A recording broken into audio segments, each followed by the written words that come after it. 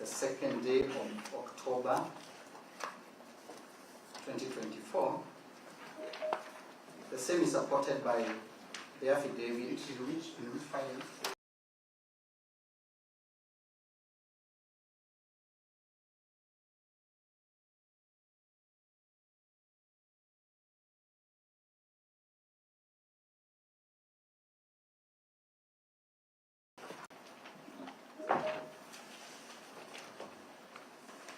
Honorable Speaker, Madam Speaker, I beg to give a notice of the following motion.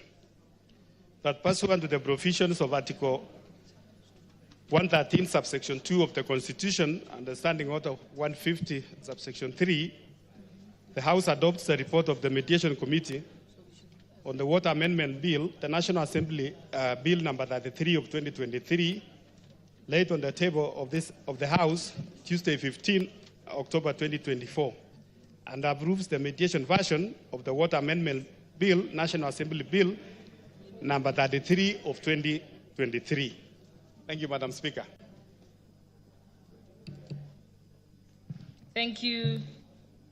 And honorable members, permit me, before we go to the next order, which is order number 7, it has just come to my attention that under order number 4, there was actually a petition by the honorable member for Machakos Town, Honorable Caleb Mule, which was omitted by mistake. So I'll give you a chance. Honorable Mule, are you ready? You may proceed. Thank you. Then we shall go back to order number 7 after this. Thank you, Madam Speaker. Madam Speaker, it's on the public petition number 17 of 2024 regarding the failure of Insurance Regulatory Authority to protect public transport operators on insurance claims. I, the undersigned, on behalf of Machakos Matatu Owners Association, MAMOA, draw the attention of the House that MAMOA represents over 4,000 public service vehicles operating in the lower eastern region of Kenya. The association and its members have constantly complied with all relevant laws governing the public transport industry.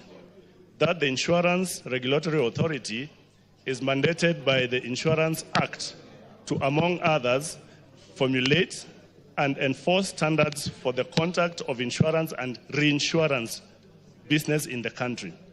That the grievances by the operators stem from the recurring and persistent financial losses they suffer caused by insurance companies that fail to uphold their legal and contractual obligations. That making the public not engage in meaningful public participation. And my lords and my lady, is that the directions to conduct public participation after tabling the motion did not give adequate time to consider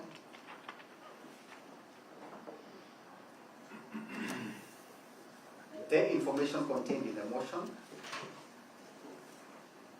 and I submit that this is the same for the time to consider the responses from the members of the public.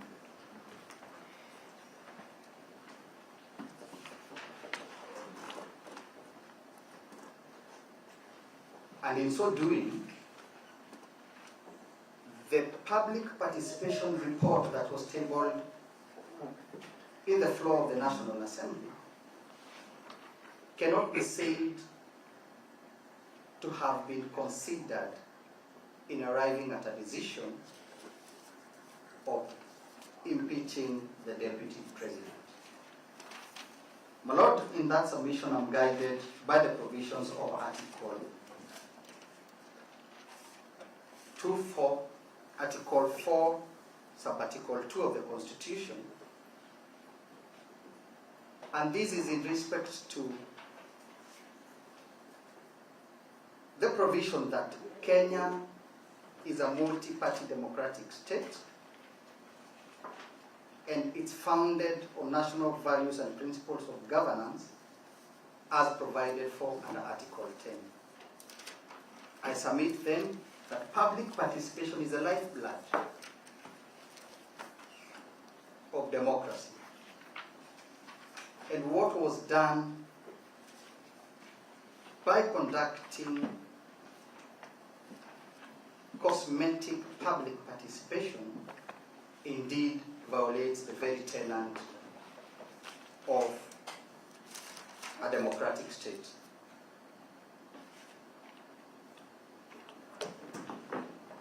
My Lords, as I conclude,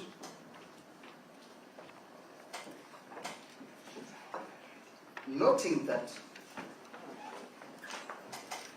that very important aspect was overlooked by the National Assembly, it is incumbent on this court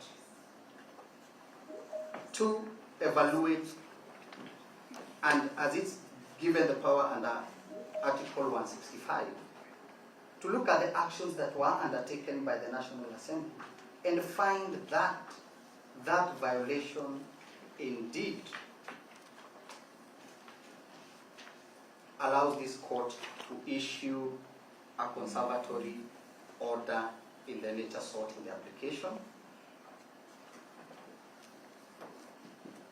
It cannot allow blatant violations of the Constitution by other organs to go unpunished or unchecked. Lastly, my Lord, as I make my last point, is that judicial restraint cannot be a panacea for all constitutional violations by public bodies. There has to be an end when it is clear that the Constitution has not been followed. Thank you very much, Lord, for that. Thank you. Your Lordship, permit me to tender this authority. It's a journal that I relied on. It's a journal of law, published in 2015, volume 35, published by Elijah Oroch Archer from the School of Law, Jomo Kenyatta University. It has the authorities that I relied on. You shared it? Yes, I have shared it with Mr. Milimo, equally online. I have referred him to where I can get it. Thank you. Next. And Your Lordship, I have highlighted the specific areas for you. Are we through with the petitioner's side? Maybe the interested parties who are supporting this. Well, on behalf of petition 250, 225 we have not submitted by law. And you, what is your name? Yes, my name is Lempa. Proceed, please. We are here together with you, just approval. Mr. Lempa, we took for a long time ago. Yeah, we wish to rely on our notice of motion dated and the affidavit dated the second day of October 2024, and we wish to associate ourselves with the submissions of the Land Council, Mr. Munite, Senior Council, Machari, Senior Council, Deb Wajiro, Waduta, and the gravamen of our petition. Your petition is found in which, your application is found in which petition? 525 of 2024. 525. Okay. Yes. My Lord, like our notice of motion, some of the prayers that we have sought in the notice of motion have been overtaken by events because they intended to judge the National Assembly. But that said and done, there are still orders that can issue against the Senate. But we do not want to rehearse them, but we wish to state. Mtazamaji, hiyo ni mahakama ya Milimani. Kumbuka kwamba siku ya jana Jaji Mkuu Martha Koome aliteua jaji ama jopo la majaji watatu ambao watasikiza kesi za naibu rais Rigathi Gachagua, kesi kadhaa mtazamaji ambazo bila shaka ni za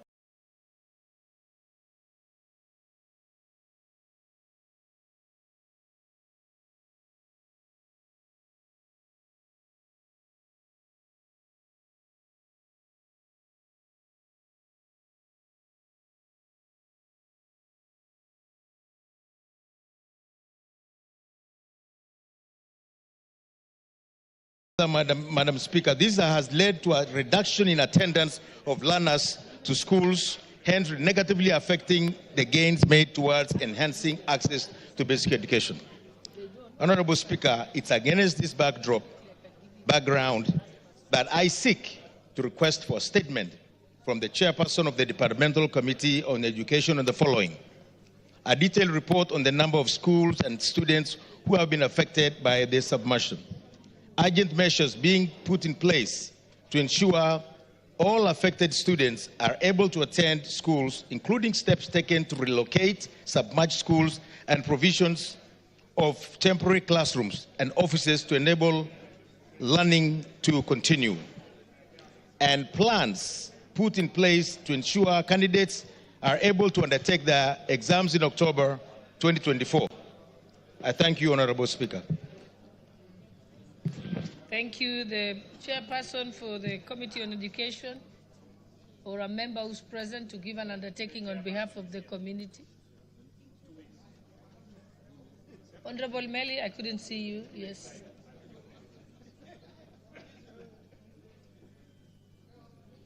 Thank you, Madam Speaker. I'll give a response. Do you have go to the mic? Yes. I'm saying I'll give a response in 2 weeks' time. Okay. Thank you, Chairperson.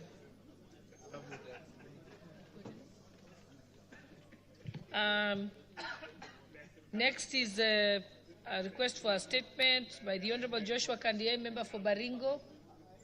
You may proceed, Honorable Kandiye. Thank you, Madam Speaker. Pursuant to Standing Order 44-2C, I rise to request for a statement from the chairperson of the Departmental Committee on Labor regarding the role of Ministry of Labor and Social Protection in regulating labor migration through private recruitment agencies, and whether the State Department of Diaspora Affairs has encroached on their roles. Honorable Speaker, labor migration has immense socio-economic benefits to both countries of origin and destination. It is a source of employment and livelihoods for migrant workers, bridges skill gaps in destination countries, supports skill development and technology transfer, and a source of much-needed remittance in the migrants' workers' countries of origin. Honorable Speaker, over the years, Kenya has continued to experience migration of its citizens to different parts of the world, including Europe, United States of America, Asia, Latin America, Canada, Australia, Middle East, and the Gulf region, with the bulk being the youths who are seeking employment opportunities in international markets where their skills are in demand. This trend underscores the importance of efficiently managing labor migration while ensuring the protection of Kenyan migrant workers. Honorable Speaker, despite the significant Directions on that application. All right. We have considered the submissions made by Council with respect to the application of the 2nd of October 2024, and the following are the directions of the court issued, presupposing that all parties have responded to that application. The bench will hear the application in appreciation of the urgency of the matter, as well as the weighty issues arising, but on very strict timelines, again being realistic about the amount of time that is available. And in the following order, we will allow 7 minutes for each of the petitioners, 7 minutes for each of the petitioners. We will allow 5 minutes for each of the respondents to respond, 5 minutes, and we will allow a further 5 minutes for rejoinder by the petitioner. We aim to render a ruling tomorrow at 8 a.m. But let us keep within the timelines that the court has stated for our respective oral submissions. For 5 minutes. Yes, that one is not a bad one. Yes.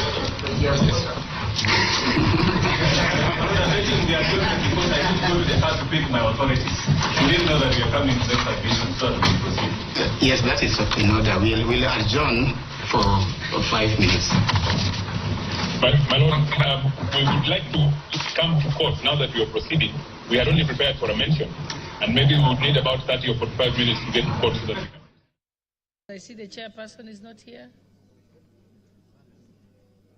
Is the chairperson here? Any other member of the committee? In that case, then I will let the representative of the leader of majority, Honorable Naomi Wako, you shall ensure that this gets to the Committee for Labor. Yes, I will do that, Honorable Speaker. Thank you. Okay, let's proceed. We have another request for a statement by the Honorable Member for Funyula, Honorable Dr. Awundo.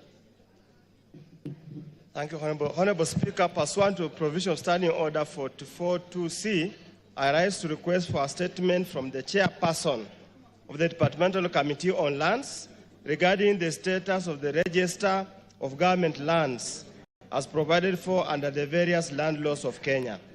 Honorable Speaker, after Section 97 of the Government Lands Act Cap 28 was repealed, it was replaced by Land Registration Act.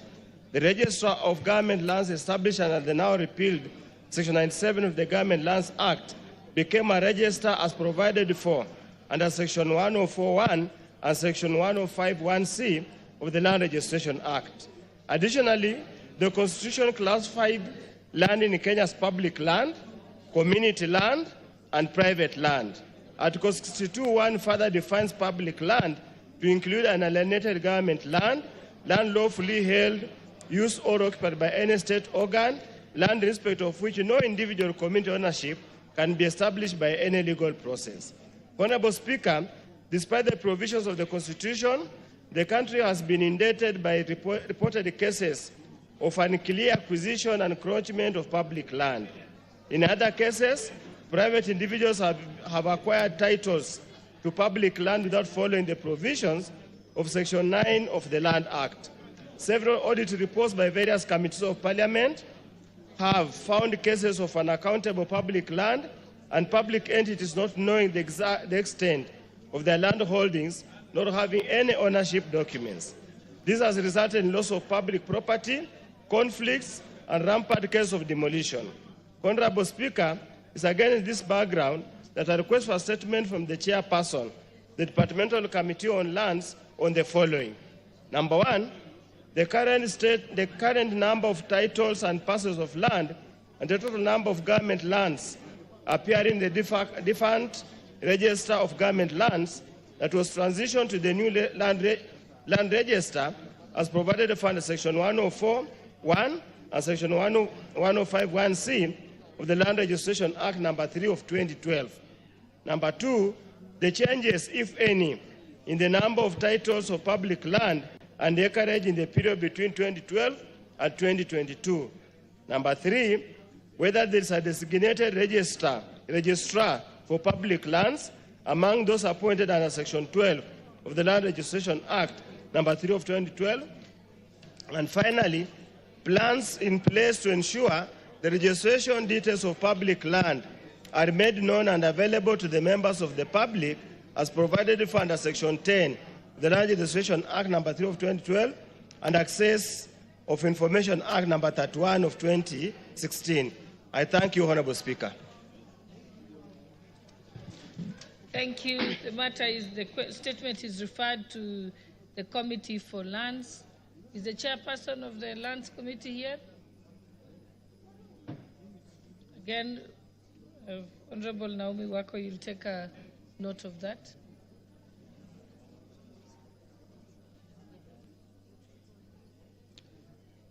Thank you, Madam Speaker. I undertake that because the member has raised a weight issue, we need about 4 weeks as a committee to reply or to respond to that. Thank you.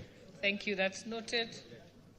And now I think the Honorable Member for Loima is back, and therefore I'll give him an opportunity to also request for his statement. Honorable Prontas Akuja. Yes, thank you, Honorable Speaker. Honorable Speaker, allow me to request for a statement regarding the school feeding program in public primary schools in pastoralist communities. Honorable Speaker, pursuant to the provision of Standing Order 44-2C, I wish to request for a statement from the chairperson of the Departmental Committee on Education regarding the school feeding program by the National Council for Nomadic Education, NACONEC. Honorable Speaker, the National Council for Nomadic Education in Kenya, NACONEC, is a semi-autonomous agency established under the Ministry of Education with the mandate of initiating the development, implementation, and review of policies in all matters regarding to education in ASAL areas.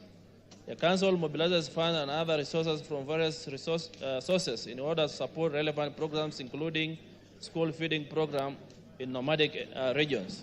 The school feeding program was designed to promote education by increasing school enrollment, improving the health of school-going children, and enhancing overall academic performance.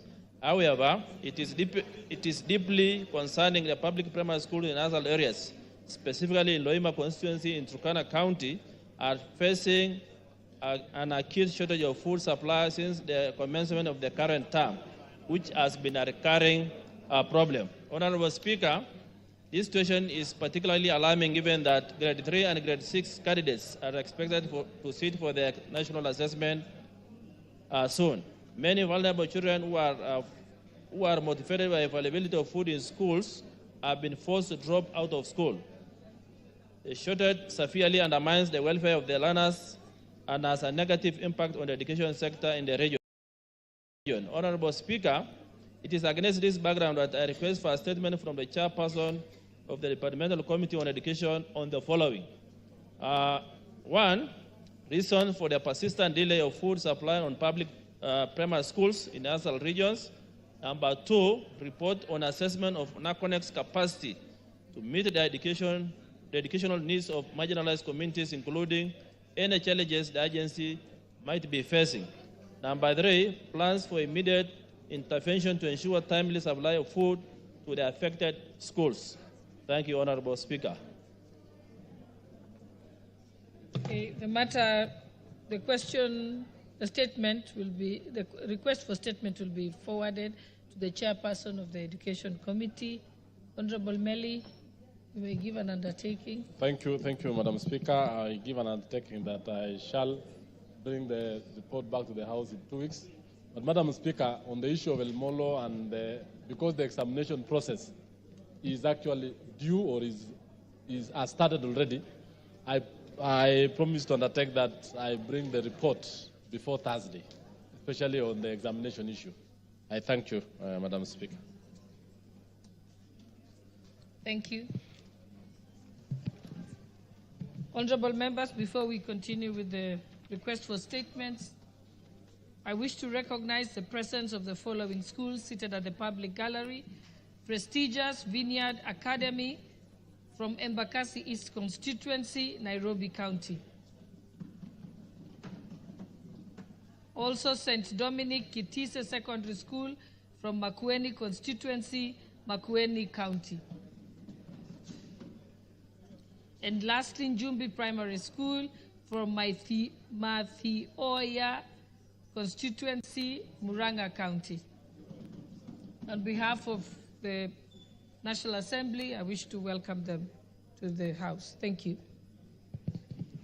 Next, we have a statement by the Honorable Doris Donya, member for Kisii. Thank you, Madam Speaker. There's something I want to note.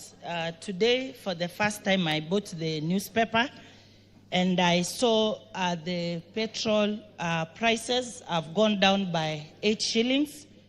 Diesel has gone down by 3 bob or 3 shillings. And kerosene has gone down by 9 shillings. What by 6 shillings, that is now like 7 shillings, because it is 6.9. I was not good in math, but this 6.9 could be 7. Madam Speaker, I was just discussing with the Honorable Clive. I was telling him I've seen prices go up. When prices go up, those of us who use matatu, the fares hike. They hike. That is maybe from 2015. Now the prices have gone down. I was telling, I don't see a day when I will wake up and find the prices of transport have gone down, now that most of the transportation vehicles are using diesel. I wanted to note the government is doing good work, but customers down here, we are not feeling the goodness of these prices going down. Thank you, Madam Speaker. That matter, I think, will be responded to by the chairperson of the committee, Transport Committee. Any member of the Transport Committee here? Honorable Milema, you want to say something? Honorable Dawood?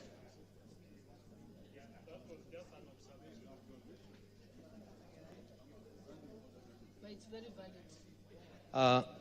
Madam Speaker, it will have to be after the recess because we're going on recess.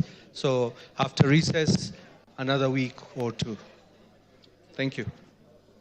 Thank you, Honorable Dawood. Honorable Milema, you said you have a statement? You are not on the list. But I've been Is it given a response to a statement or the statement? the statement itself. Okay, I will allow you. Proceed. Thank you, Honorable Speaker. A request for a statement regarding the sporadic attacks occurring in the Muhaya constituency and Vihiga County. Honorable Speaker, pursuant to the provisions of Standing Order 44-2C, I rise to request for a statement from the chairperson of the Departmental Committee on Administration and Internal Security regarding the sporadic attacks occurring in the Muhaya constituency and Vihiga County in general. Honorable Speaker, several gangs armed with assailants have been using motorcycles to conduct theft by attacking residents and pedestrians along the markets and roads of the Muhaya constituency. The gangs have been using weapons such as machete or crude blunt objects to rob people of their belongings and injure them severely. The rampant cases of insecurity are specifically common along the Luanda-Ebuyangu to Yala Road, Humusalaba Emusutsui to Stendikisa Road, and on Esirulo to Luanda Road. Honorable Speaker, it is unfortunate that several persons who have been attacked along these areas are either dead or admitted in hospital due to severe injuries sustained. For instance, on 2nd of October 2024, that's this month, an armed assailant with guns attacked and killed Mr. Nicodemus Olinjo Abuyeka of ID number 290000828, who was a businessman and boda rider from Esaba village in a Muhaya sub-county. Additionally, a Miss Diana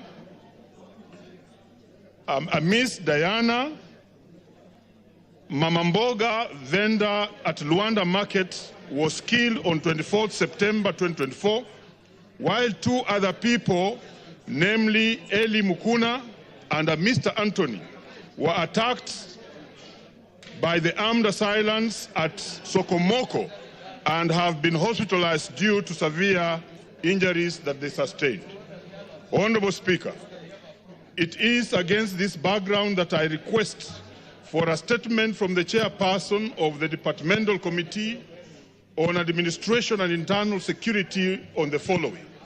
That one, a status report on investigations into the killing of Nicodemus Olinjo Abuyeka from Esaba village in the Muhaya constituency, Vihiga County, which was reported at Mbali Police Station on OB number 23/02/10/2024, and if any arrests of the assailants have been made by the police.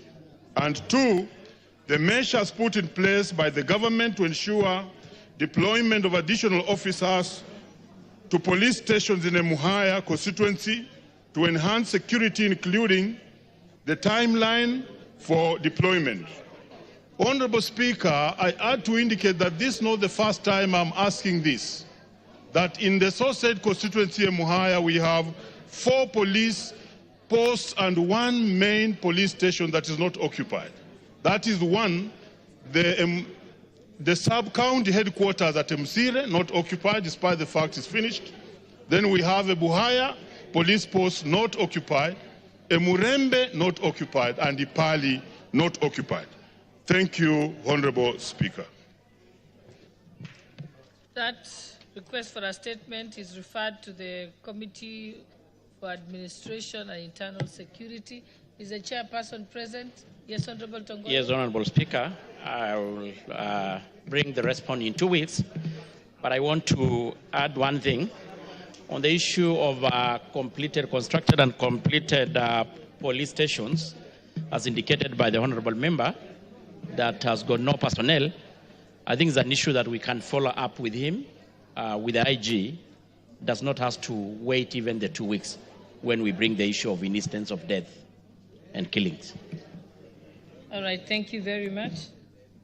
Now we proceed to get the responses from the statements that have previously been placed before the House. The first one was the answer to the statement by Honorable Wario, member for North Hor. Do you have a response, the Honorable Tongoyo, on that one?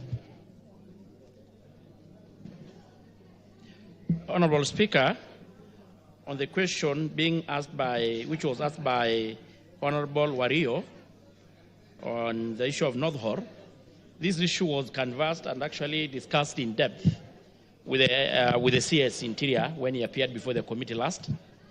And actually there are even a lot of progress, because even the meeting with the leaders of that region has been already taken place.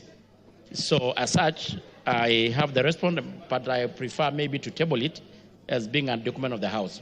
But we had already discussed it. Thank you. Let's move to the next response, which is still with you. The one by the answer to the statement by member for Igembe Central, Honorable Caritho.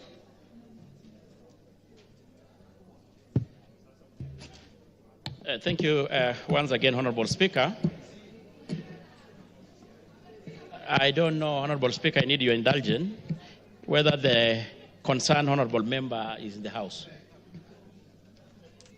Is Honorable Daniel Caritho in the House? So I think there's no point responding to it if they are not here. And honorable members, I see that today there are many members who sought to give a statement and they're not present. Then in other cases, the chairpersons are missing. So I think the substantive speaker has pronounced himself severally on this issue. We move to the next one, is a response to the statement by the Honorable Wamboka, member for Bumula.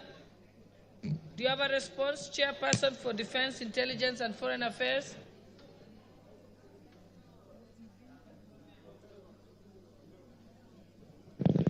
Thank you, Honorable Speaker. Yes, I do have a response.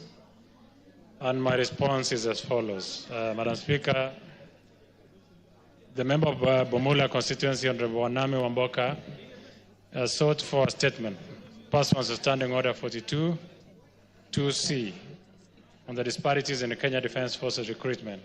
He specifically raised the following concerns in his request. Number one, the reasons behind the rampant irregularities during KDF recruitment.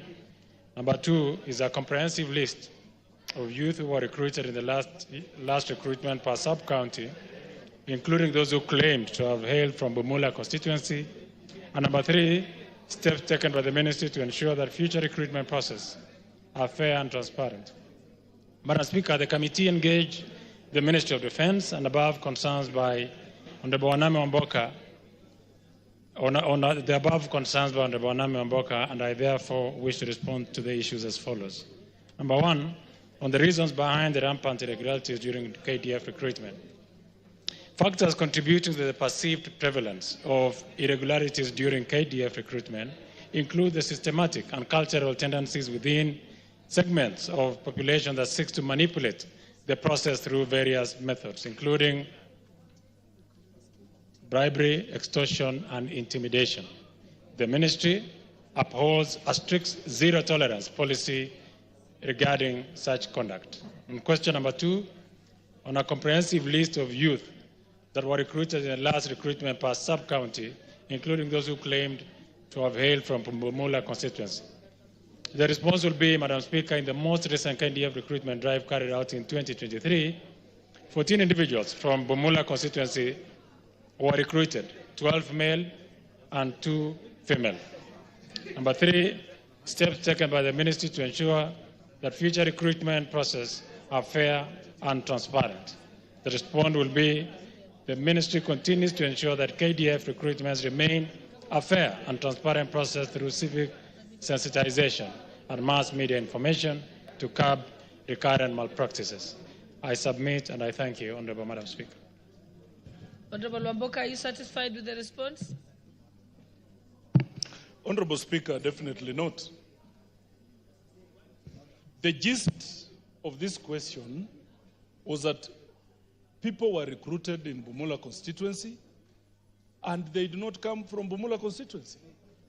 I went and engaged my administrative officers, the chief, Madam Lucy Makoha, for instance, Assistant Chief Ruben, and all the village elders.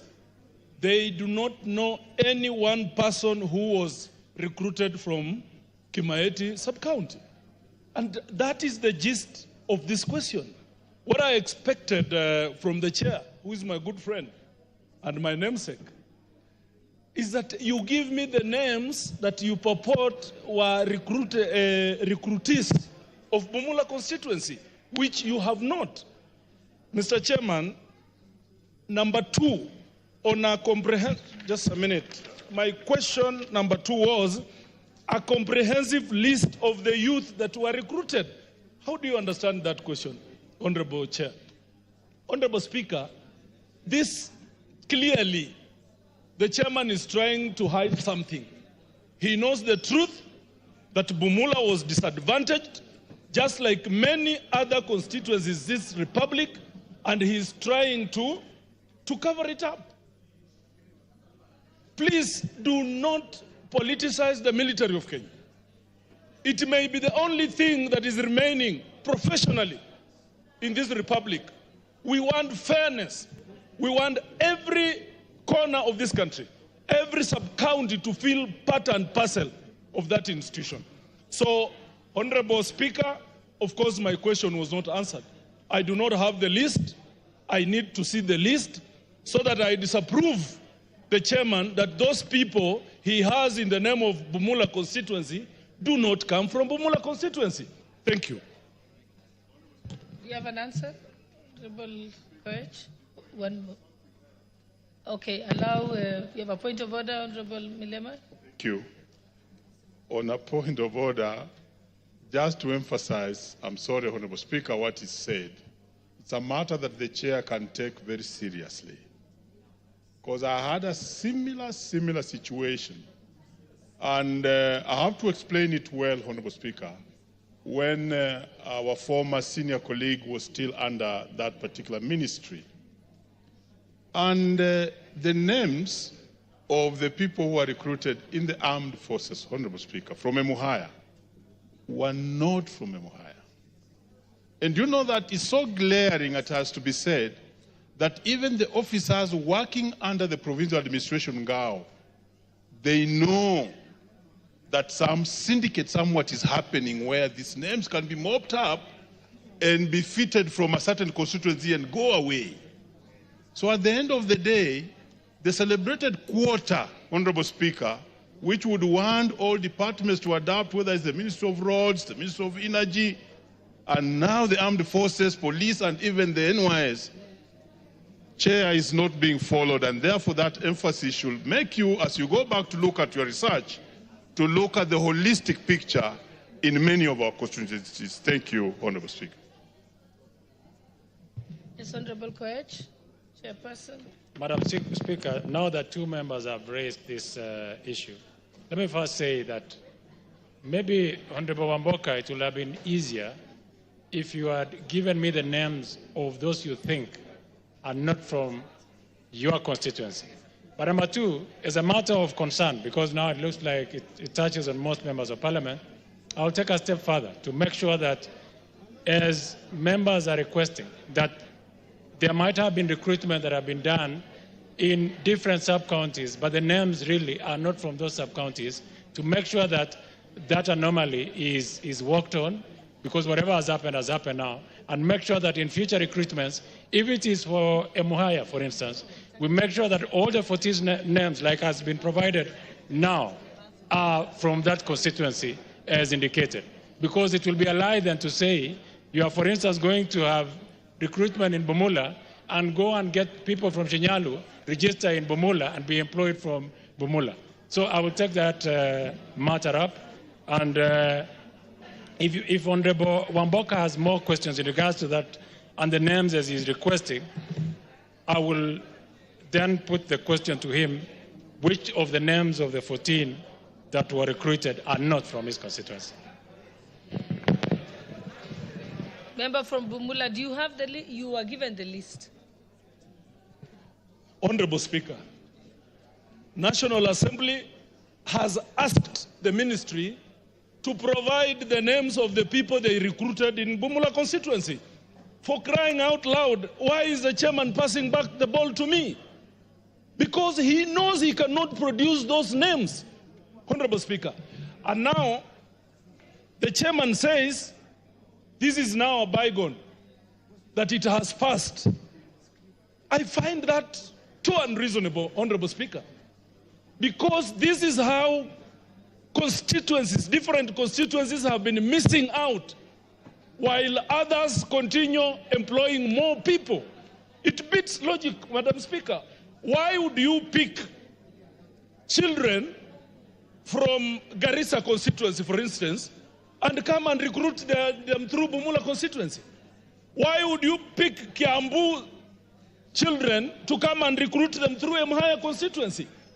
And now that he is admitting that it has happened, what measures do we have to put in place to ensure that those constituencies who suffered are restituted? What do we do to ensure that the missing slots that Bumula has been experiencing has them? What do we do, Mr. Chairman? What do we do? And this is not just 2023. This goes down to so many years of recruitment that some constituencies have not been producing children in the military. That is why, Honorable Speaker, you realize that the military is continually being politicized. That you cannot feel part and parcel of this country because of such things.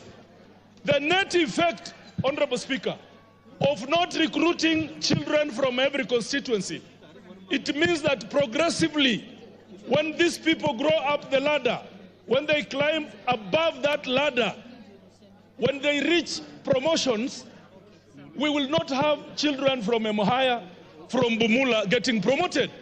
When now it gets to leadership of the military, you will not get people from those regions getting positions of military, of leadership in the military.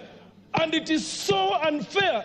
It goes against the Constitution of Kenya, Honorable Speaker. So the chairman is out of order. Can he tell this House when is he producing the names of the people who are recruited from Bumula constituency? Yeah, he's out of order. Mr. Chairman, you are out of order. And could you please take this House serious? That's my prerogative, Honorable Wamboka, to declare him out of order, not yourself. But I'll give Honorable Russo, who has a point of order, and then I'll come to you, Honorable Koech. Thank you very much, Honorable Speaker. Honorable colleague who has just raised this very important question, he said the military is politicized. I think that is far from the truth. The military has recruitment centers. And even with the new sub-counties coming up, then it means there are more recruiting centers that are coming up in the military.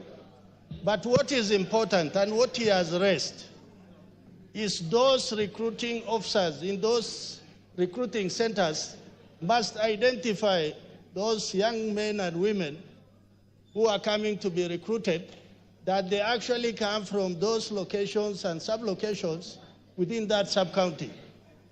I think what the honorable member from Bumula has suffered is potentially people moving from different places because of population or because of looking that it is easier to get employed or recruited there.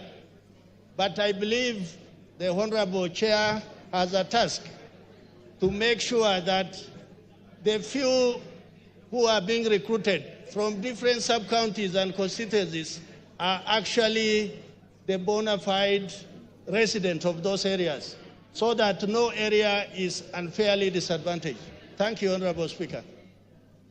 I think the Honorable Chairperson, maybe it's easier that if you can't read out the names here, you can always provide them. Yes, provide them to the member, and then you can then come back and report to the House. And I think, let me just, Honorable Mboka, don't be emotional about it. I understand your pain, and I really understand your concern. Madam Speaker, it is also not fair for me to bring the names of all the recruits that were picked from Bumula constituency. It is only fair if you said you want to engage with the Ministry of Defense to understand how it was done in Bumula constituency, and they can do it in private. Because also, these are Kenyans, these are people, and it is important that we keep them as private as possible. So I understand your pain, and I want to promise you that I will deal with it. And if you, I beg your indulgence, if you accept, I'll take the matter up and proceed and request the Ministry of Defense to invite you to explain to you how the recruitment was done in your constituency. I think we have belabored this point, Honorable Wamboka.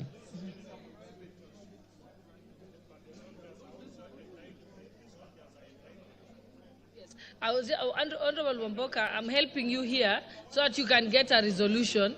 Honorable Wamboka, I will help you get a resolution. Usually, the names are published in the dailies. Isn't that right? Honorable Chairperson, the names are normally published in the dailies. Per constituency?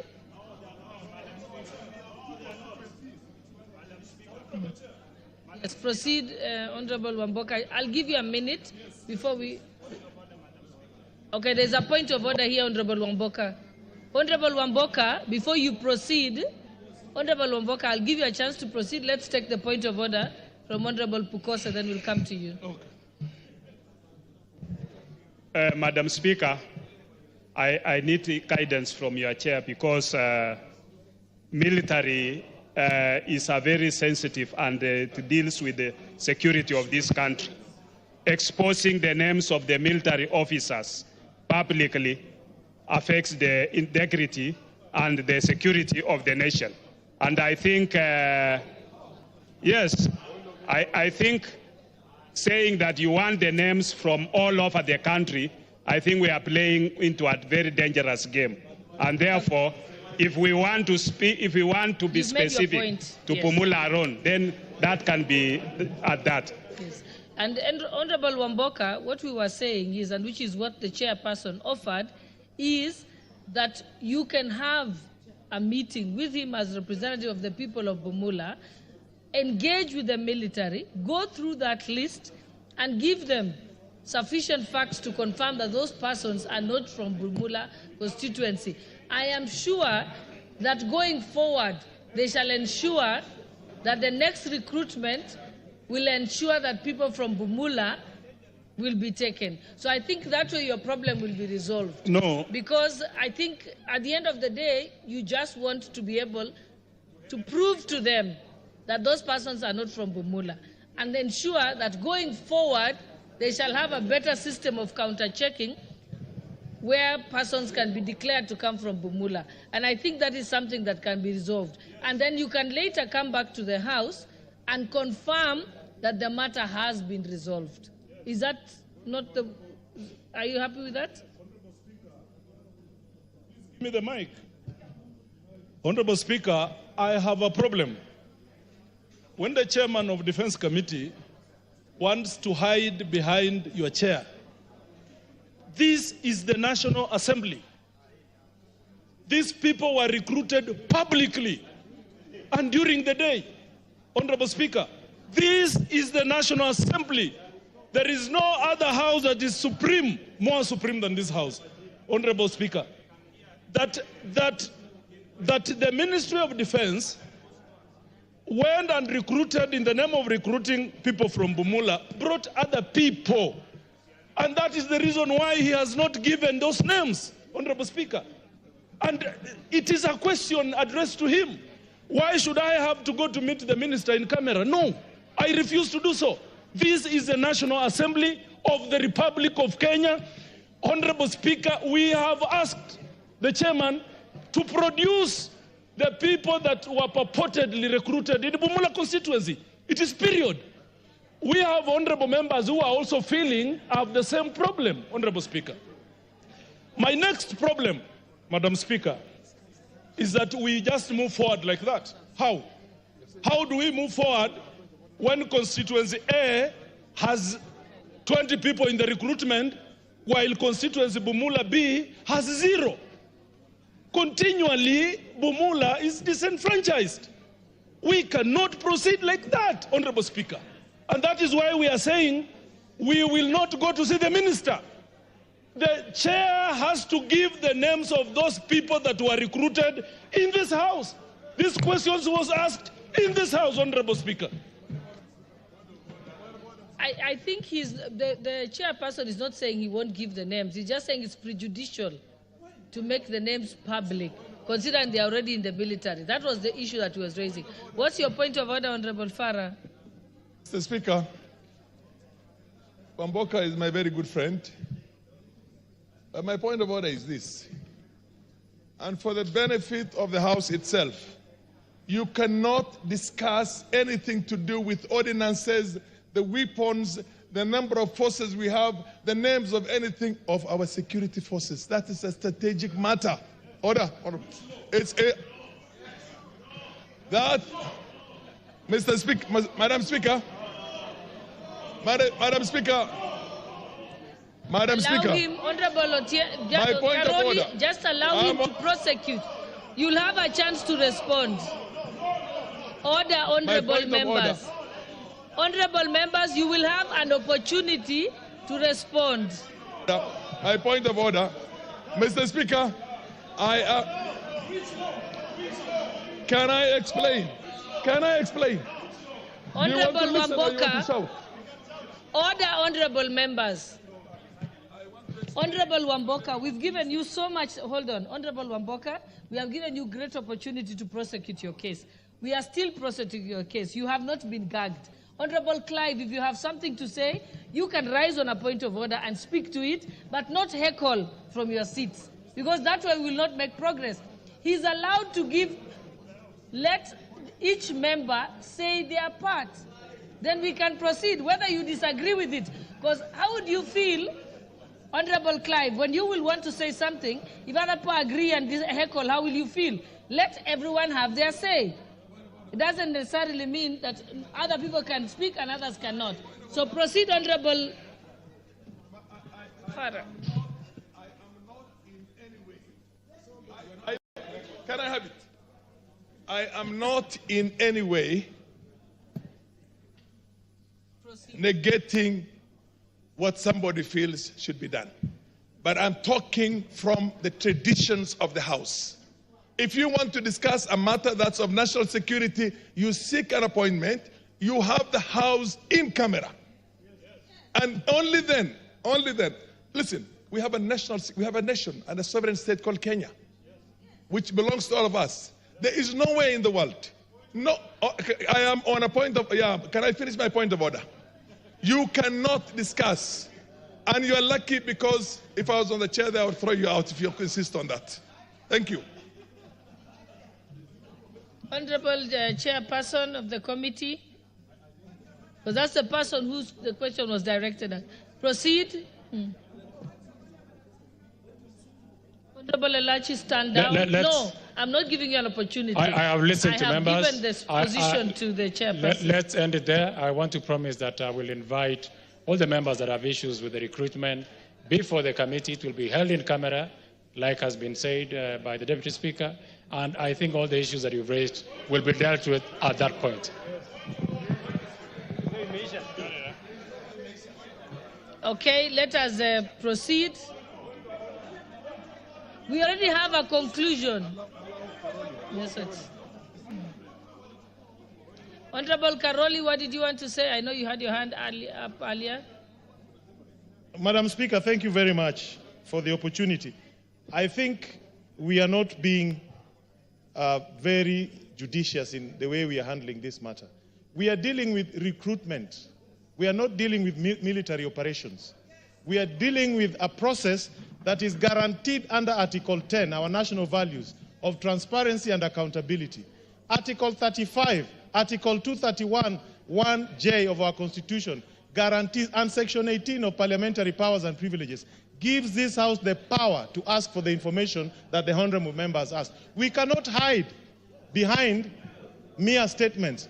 There is nothing posing security risk to the Republic of Kenya by disclosing the names of the people who are recruited under fraudulent circumstances. Actually, a crime has been committed, and this House cannot shield commission of a crime. When you deny people their rightful chance to be recruited in KDF in their sub-counties by importing other people and then claiming that there is some security issue about it. A crime has been committed. It is fraud.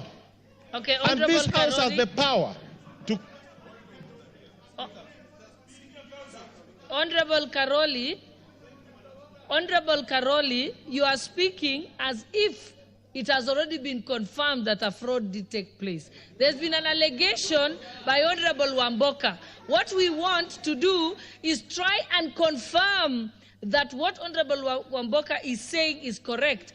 Then only at that time shall the names be brought out in public. So we've given an opportunity for the matter to be resolved between the concerned sub-counties and the security forces. And Honorable Karoli, we're not talking about ongoing recruitment, we are talking about post-recruitment. These are persons who have already been recruited. So Honorable Karoli, shut up, Honorable Karoli, please. I've said that the matter, we are trying to get a situation, honorable members. Oh yes, my apologies, because he has been shouting. Honorable members,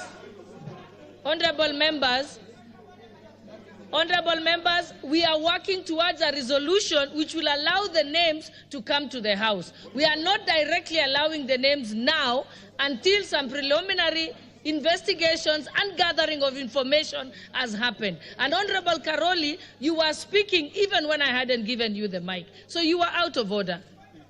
That's why I could use that language on you. So let us proceed. Honorable Wamboka, your matter is under investigation. We have not closed the matter. It will come back to the House. So even now, if we proceed to discuss it, we are only speculating. Can we get an opportunity when actual facts, absent of speculations, can be brought to the House? And I will rule that this matter shall be brought back to the House after further consultations with the committee. That is the end of this matter. Let's move to the next order. I think there was a statement, an answer to the statement by that came from Honorable Titus Lotte. What is your point of order? I didn't know you have a point of order. Honorable Omolo Otiende, don't be angry. You don't have to get upset. I didn't know it was a point of order. I thought you were part of the heckling. Okay, proceed with your point of order. Thank you, Madam Speaker. Madam Speaker, I respect your ruling and guidance.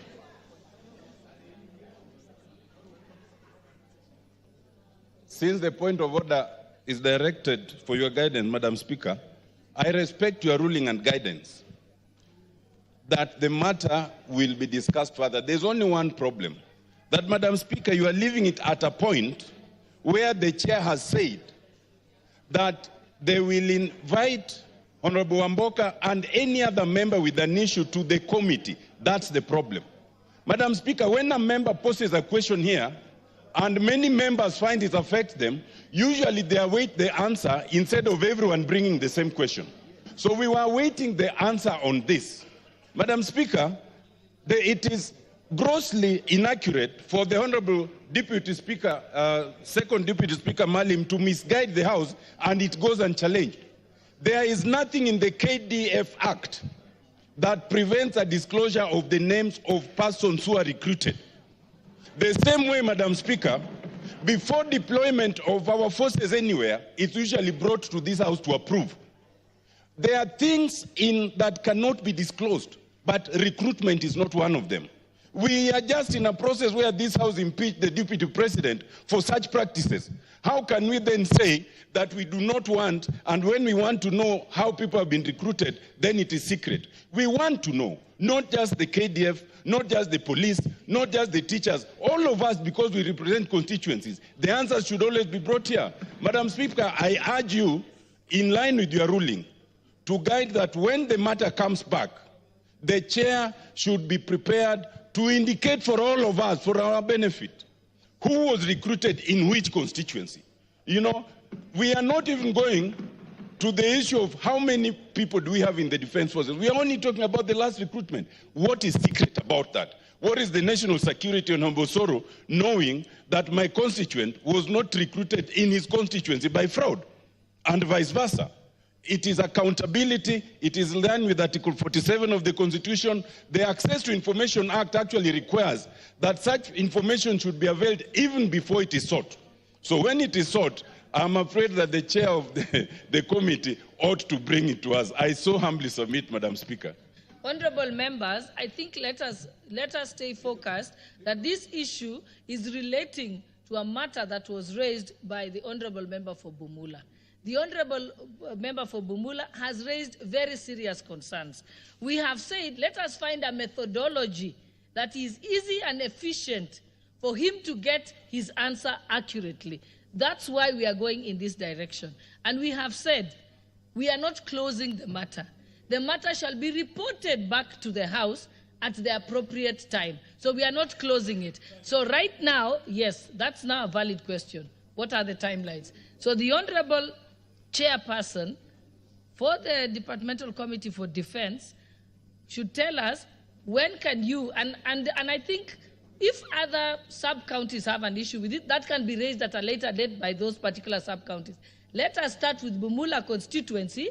If in the event that we find that Bumula constituency had challenges, when the chairperson reports, then we can now go step by step to other sub-counties. But let us confirm that there is in fact a problem. Then we can now deal with how to deal with a larger policy situation in this. So that way we will have a better chance of being able to go to a resolution rather than talk shop here and find no solution at the end of the day. So the only answer I will entertain on this point now is from the chairperson to tell us how long, so that there is a time frame, and you will come back to report to the House. Are you satisfied, Honorable Wamboka, with that? When? Yes. Yes, timelines. Proceed. When we resume, Madam Speaker, if you will be adjourning on Thursday, I want to say immediately we resume 2 weeks after, if that is okay with the above. Okay, thank you very much. Okay.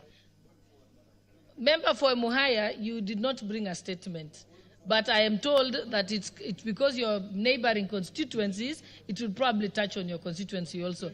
But we are not opening it up for other people to bring their grievances. They have their own individual opportunity to bring a statement on behalf of their constituents.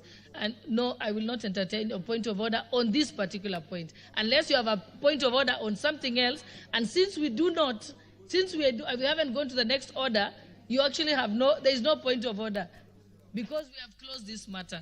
Let us proceed. And I think there was a response that to the question or statement by the Honorable Titus Lote, member for Kachiliba, is supposed to be answered by the Committee on Administration and Internal Security. Honorable Tongoya, you have that? It's the last response. Yes, I do, Honorable Speaker. And I don't know whether the concerned honorable member is in the House also. Yes, Honorable Lote is present. Yes, you Okay. may proceed. Thank you. Honorable Speaker, the member of Kacheliba constituency, Honorable Titus Lote, had requested for a statement regarding insecurity in his constituency, and the member was concerned by a banditry attack at Kases village in Kasai Ward, which had led to a death of 2 women. And in particular, the member wanted a detailed account of the attack and the current status of the investigation into the matter, particularly the killing of Miss Chemket Logolenyang and Miss Cheposangil Rengeyei. Additionally, the member also wanted to know the additional resources or support being provided to strengthen the capacity of security personnel in the Kases village and Kacheliba constituency. And also wanted to know a report on the immediate and long-term measures being taken by the government. Honorable Speaker, I state as follows. On 25th July 2024, about five armed Turkana bandits raided the Nadome village with the aim of stealing livestock, but were repulsed by the National Police Reservists.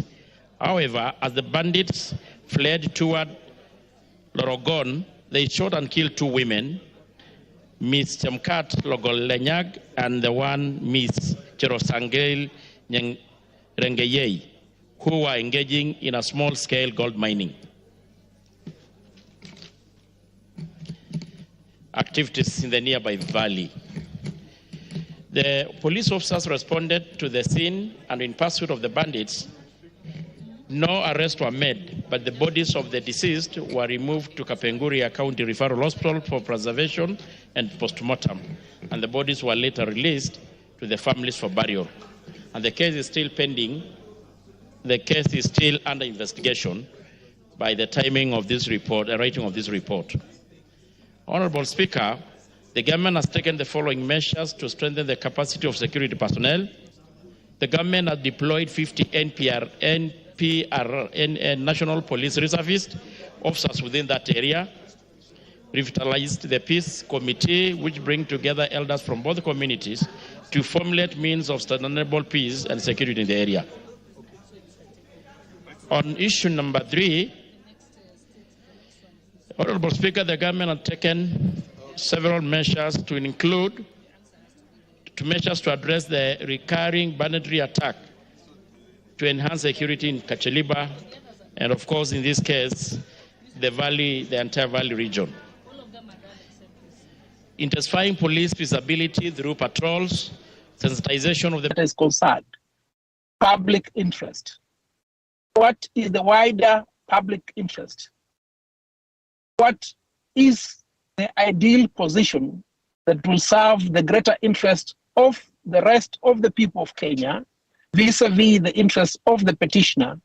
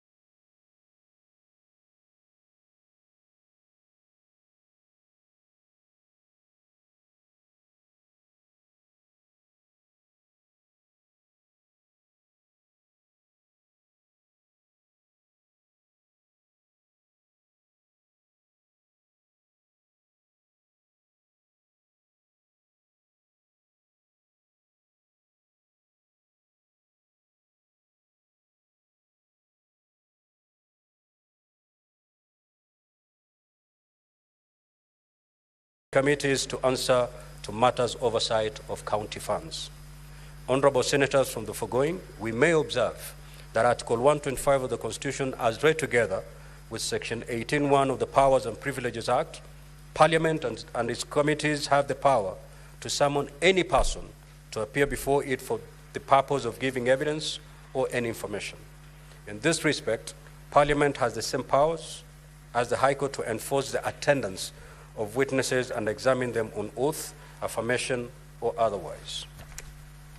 Although the courts have held that the power to summon under Article 125 of the Constitution should not be exercised in an arbitrary or capricious manner and should be preceded by attempts at consultation and mediation, it is clear that the various committees of the Senate have made several attempts to invite the governor to appear before issuing the summons. In both instances, the governor has failed to appear in a clear disregard of the Senate's power under the Constitution. This conduct with the governor not only undermines the rule of law, but obstructs the Senate from discharging its role as the protector of counties under Article 96(1) of the Constitution and the primary organ of oversight on the use of public funds by county governments under Article 96(3) of the Constitution. This is not acceptable. It cannot be allowed to continue. Honorable Senators, in light of this, I therefore guide all committees which had issued summons to the governor of Isolo to appear, and in which the governor failed to appear, to liaise with the Inspector of Police as a matter of urgency and require the Inspector General of Police to produce the governor before the respective committees at a determined date and time. This is not a favor. This is not a favor that the Senate or its committees are asking of the Inspector General of Police. The defiance displayed by the governor of Isolo in respect to invitations and summons of the Senate cannot persist. The Inspector General of Police must, in exercise of his mandate pursuant to Article 245(2)(b) of the Constitution, extend the necessary support to the committees in order to secure the appearance of the governor. It is also expected that if recourse to the courts becomes necessary, such action will robustly be pursued in courts as well. It is also open to the Honorable Senator for Isolo, and indeed any other senator, to use the legislative mechanisms available and our standing orders, including a censure motion, to deal with the errant conduct of the governor of Isolo. I thank you.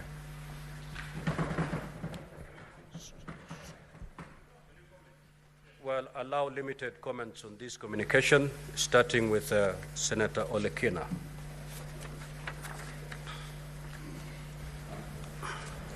Mr. Speaker, let me first of all acknowledge the good work that Senator Dulo has been doing for the people of Isolo.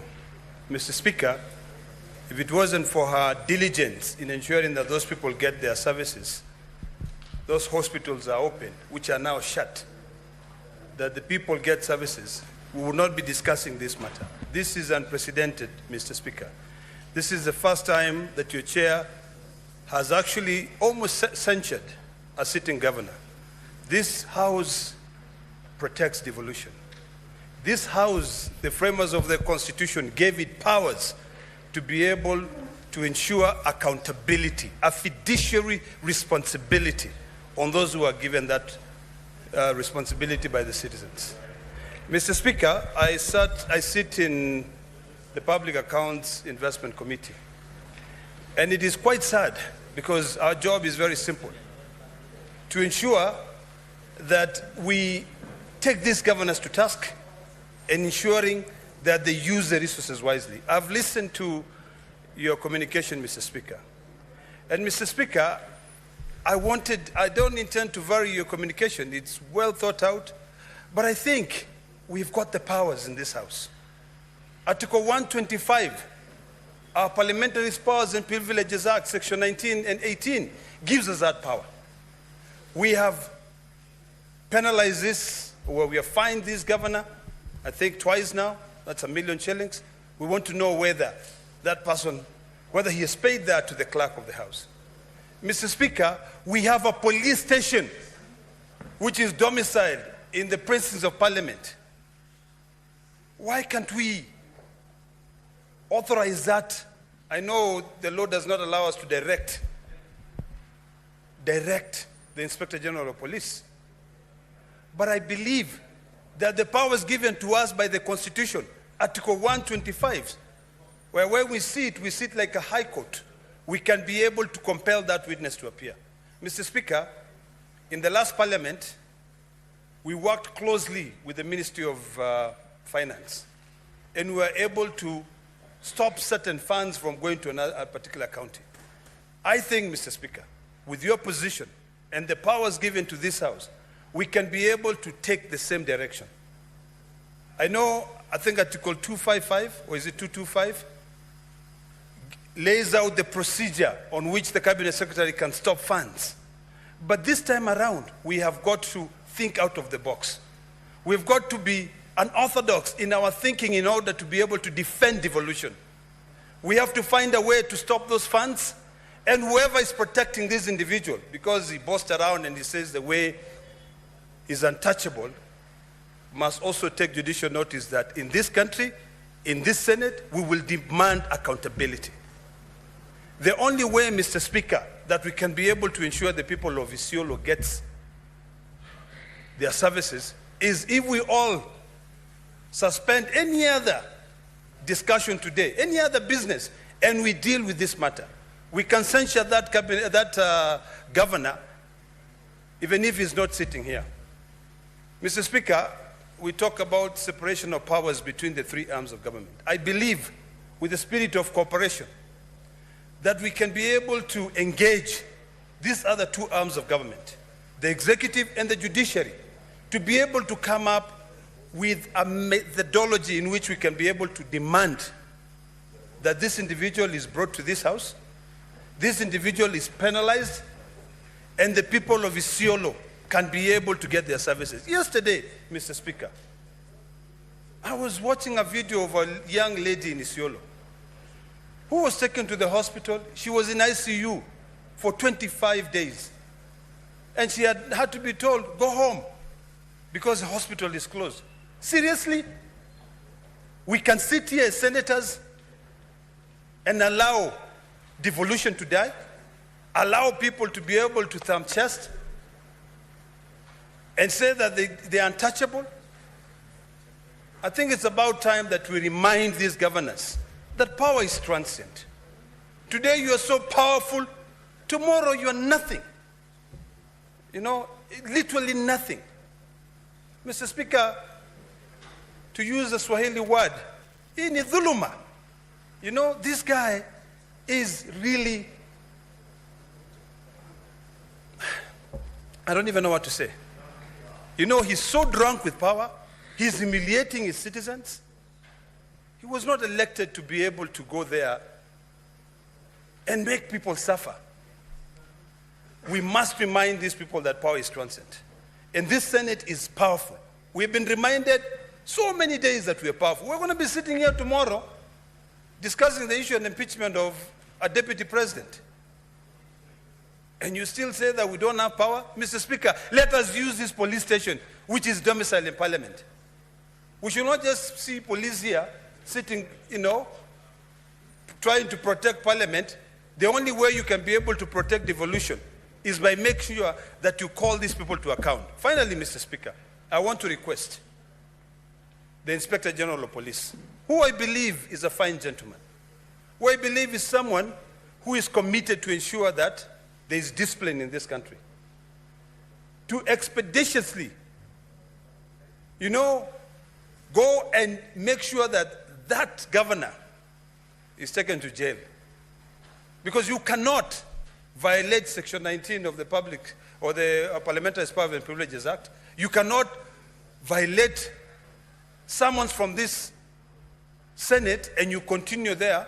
And yet this is the same Senate which is fighting for you to get money. Seriously. That is completely ludicrous.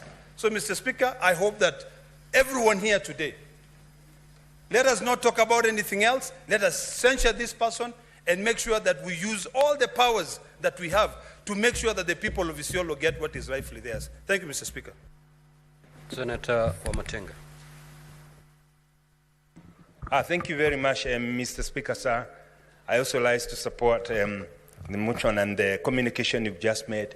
Mr. Speaker, sir, indeed a very sad affair that we are chosen and elected by electorate. What is so disorderly about Senator Matinga majority leader?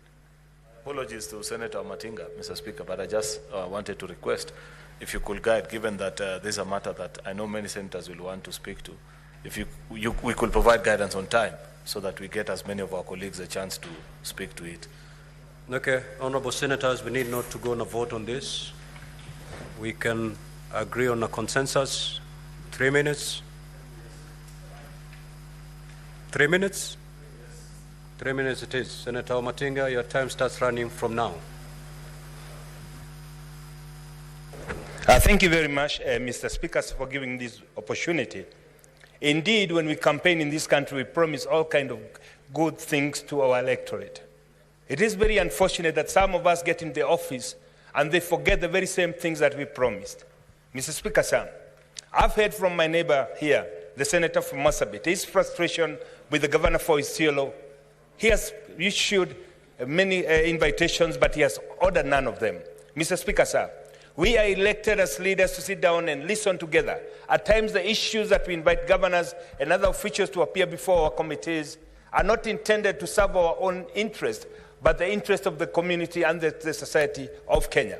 Mr. Speaker, sir, it is indeed quite important that when we are addressing such issues, we put mechanism in place to ensure that such persons who do not honor the invitations of committees, who even do not honor the summons, and that has happened quite a number of times, Mr. Speaker, and some of them are known to be quite extreme because they perceive themselves to be demigods. It is imperative that this House acts and behaves in such a way to show such leaders that they are not demigods. Mr. Speaker, sir, the minute that we realize we've been elected to serve Kenyans, that is the time that we'll embrace servant leadership.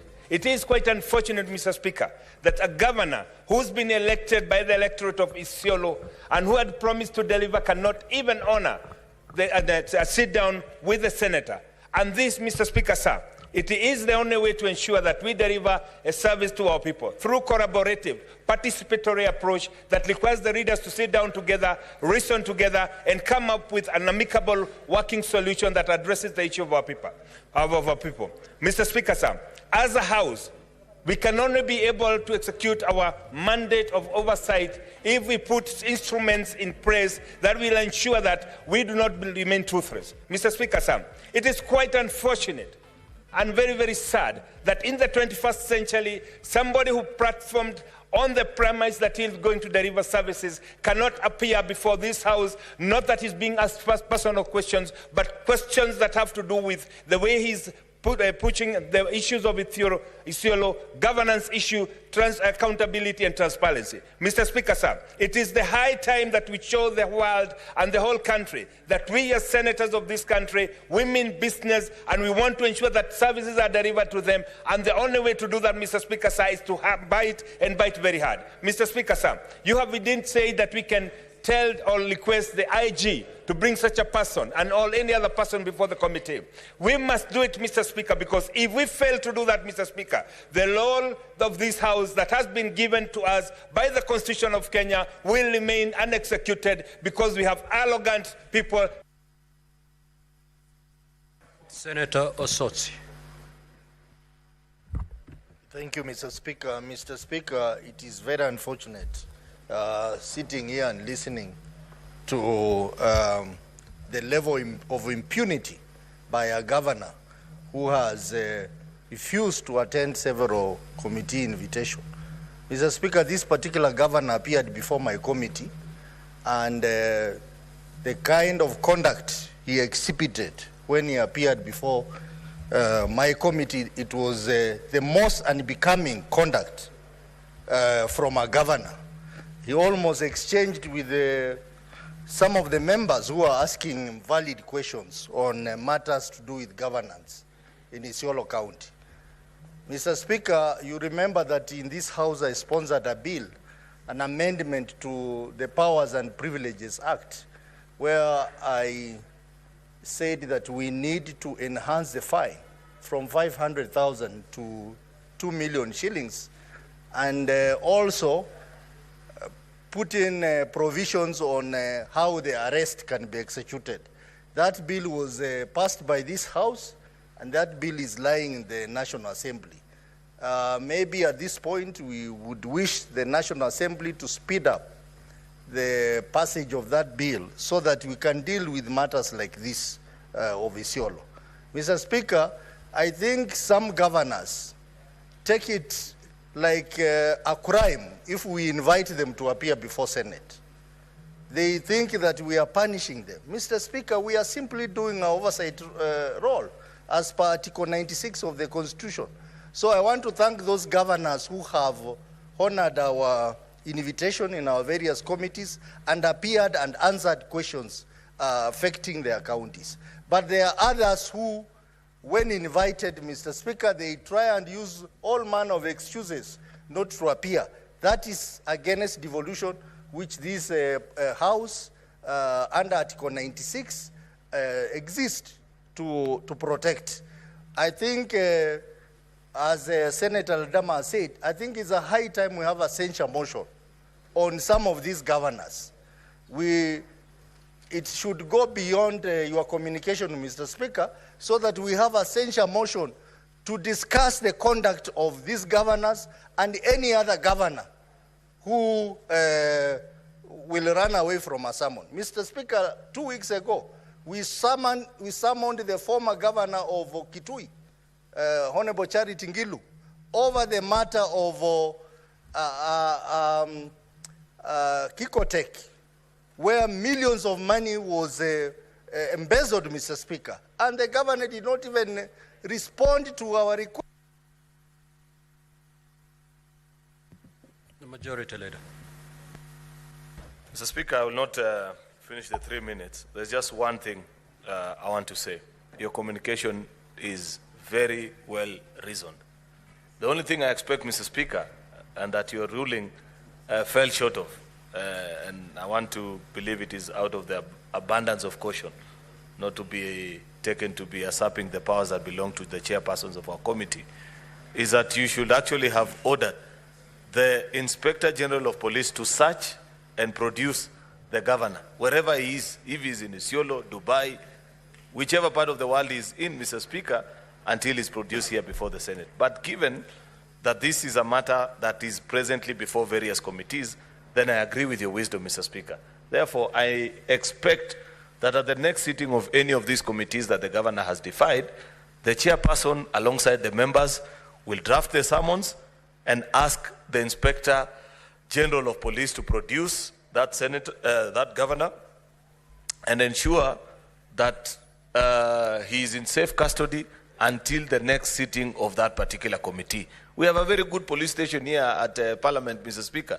It is for dealing with errant members of society, which include even governors who fail to honor summons, Mr. Speaker. Therefore, I want to see a 4-1-1, Mr. Speaker, that Senate Committee of XYZ orders the Inspector General of Police to arrest, detain, and produce before the next sitting of the Committee of XYZ Governor Guyo for failure to honor summons before, until he learns to respect Parliament. I thank you, Mr. Speaker. Senator Wambua. Thank you, Mr. Speaker. Mr. Speaker, I want to associate myself with the comments by the Majority Leader, but with some amendment. The Speaker, a lot will be said by senators here. But you see, Mr. Speaker, what this governor has done is that he has disobeyed invitations and summons by various committees, requiring that each committee then contacts the Inspector General of Police to produce the governor before them. The Speaker, that may be a bit of a tall order. My thing is, the Speaker, would be, if it were possible, there are two options. One, either a motion is brought before this House, so the House passes a resolution requiring the Inspector General of Police to arrest and produce the governor, or alternatively, Mr. Speaker, The chairman of the liaison committee, where all the chairmen of committees sit, takes up the matter with the Inspector General of Police to require on behalf of the Senate, the Speaker. Because what is happening, the Speaker? What is happening is that the governor of Isolo has shown contempt of the first degree, not against the committees, but against the Senate of the Republic of Kenya. Secondly, as you have heard from Senator Otsosi, you know, once that example is set, then it becomes very popular with other governors. And at the end of the day, what will happen is that then governors will be asked to appear before Senate. They will decide whether to come or not to come. Mr. Speaker, let this Senate, in this case, ensure that the governor of Isolo is physically arrested and locked up in the cells in the Senate police station and produced before a plenary sitting of the Senate, the Speaker, so that he may serve as an example to other governors who are also wayward, who have no respect, who don't honor summons and invitations by committees of the Senate. Mr. Speaker, Article 125 of the Constitution is very clear, 125 2A, that a House of Parliament or any of its committees can enforce the... Senator Mgatana.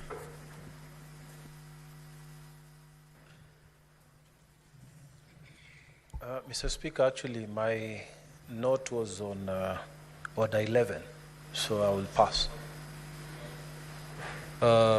Senator Boni.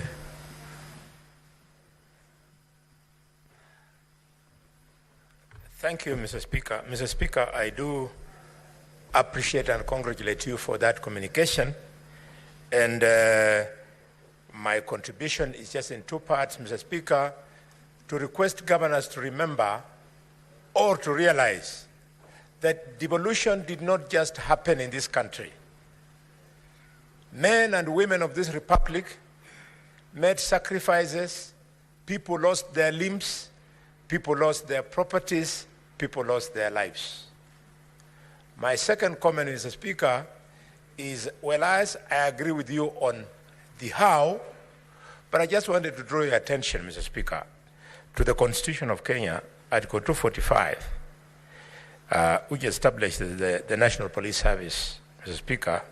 And in this article, there is Part 4, which, Mr. Speaker, says that the Cabinet Secretary responsible for police services may lawfully give a direction to the Inspector General with respect to any matter of policy for the national state, but no person may give direction to the Inspector General in respect of investigation, and enforcement matters, Mr. Speaker. I was thinking maybe we should have taken the right route, namely ask the Cabinet Secretary to do what the Constitution gives them in the section that I've read. Failing which, Mr. Speaker, we shall have contravened subsection 4, which does not allow any other person other than the Cabinet Secretary. Mr. Speaker, I support your communication. Honorable Boni, read the powers of the High Court. Those are the powers that are in your hands. Senator Fokilifi.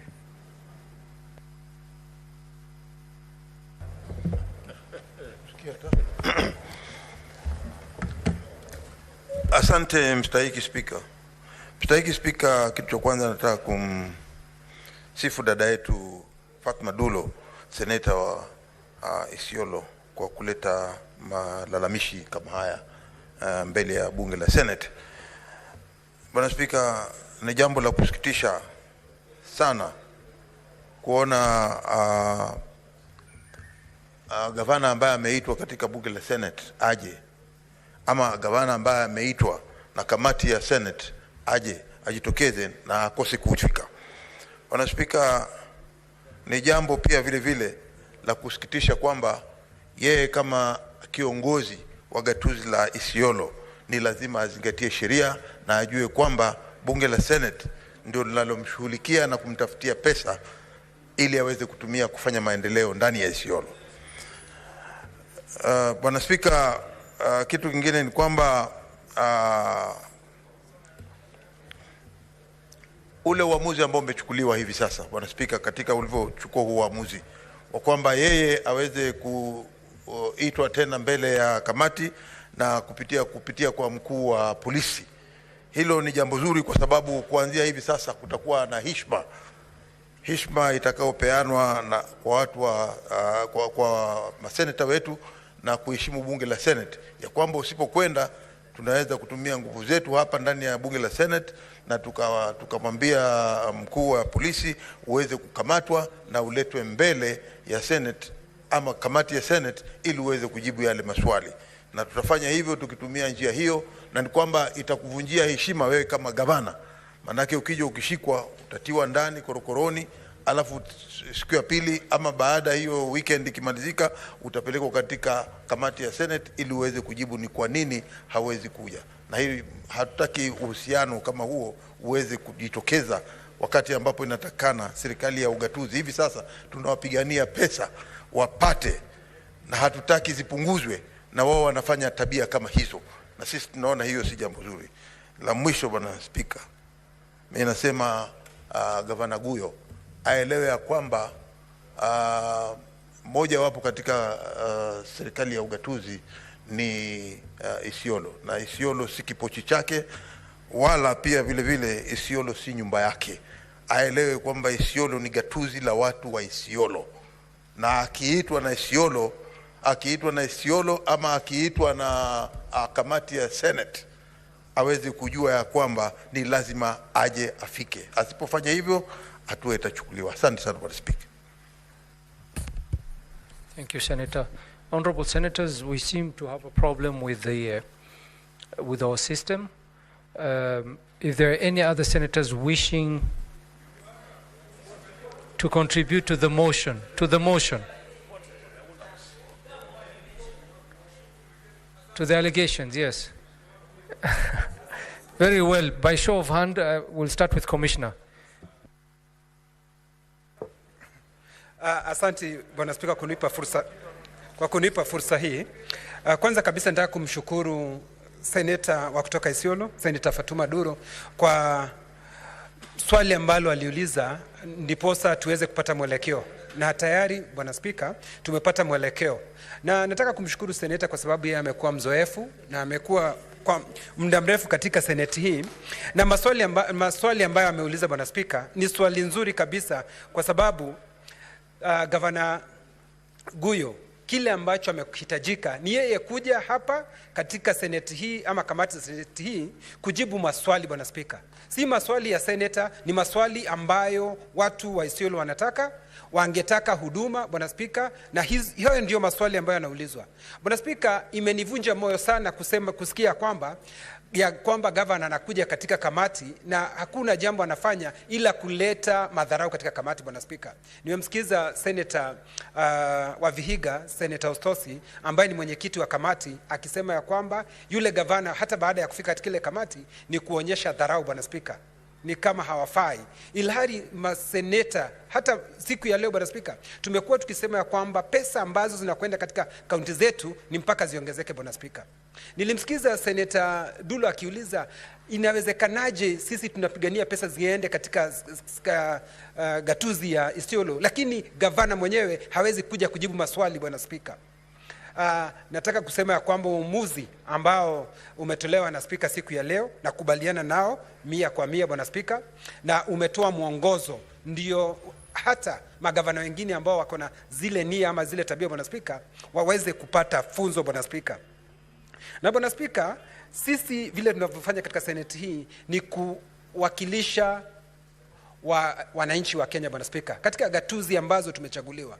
Bwana Spika, sioni jambo lolote ya kwamba gavana anaogopa kuja kujibu maswali kwa sababu maswali ambayo yanaulizwa ni maswali kuhusu utendaji kazi wake katika kaunti yake, Bwana Spika. Kwa hivyo Bwana Spika, asipokuja inaonekana ni madharau, na nataka kubaliana na Spika vile alivyosema, atafutwe mahali alipo Bwana Spika, na wakati wote kamati itakapokuwa ikiketi Bwana Spika, aweze kutolewa Bwana Spika, kwa sababu faini hizi Bwana Spika ambazo amekuwa kitozwa kwake anaona ni mzaha Bwana Spika, kwa sababu atatoa zile pesa katika akaunti za gatuzi zetu na aweze kulipa Bwana Spika. Anatoa mkono huu na kuweka katika mkono huu Bwana Spika. Nataka kukubaliana na nataka kumpongeza tena Senator Dulo kwa kazi nzuri ambayo amefanya na ametutolea mwongozo. Kwa hivyo Bwana Spika, nasema asante. Senator Kajwang. Mr. Speaker, I'd like to congratulate you for that communication that you have made, and also congratulate Senator Dulo for escalating this matter to the plenary. As a chair of a committee, I have been seized of this matter, and Mr. Speaker, I am one of those chairs or the leaders of those committees that have gone to Isolo County to carry out our constitutional mandate. Mr. Speaker, when the Public Accounts Committee landed in Isolo, we were scheduled to have our meetings at the Isolo County Assembly. The Speaker of Isolo County Assembly and the entire membership of the Assembly disappeared, including the clerk. We were only left with the Sergeant at Arms. The Governor, whom we had given notice that the Senate would be coming to Isolo, was a no-show. Mr. Speaker, even the projects that the committee had come to inspect as part of its constitutional mandate, we could not get access to the projects.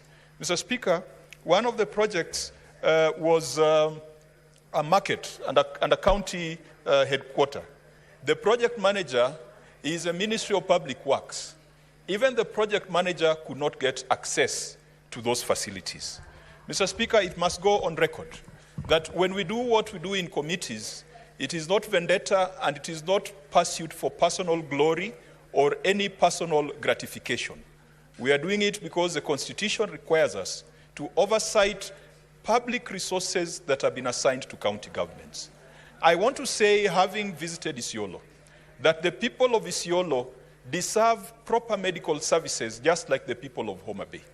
The people of Isolo deserve representation at the county assembly just like the people of Kiambu or Moranga or any other county.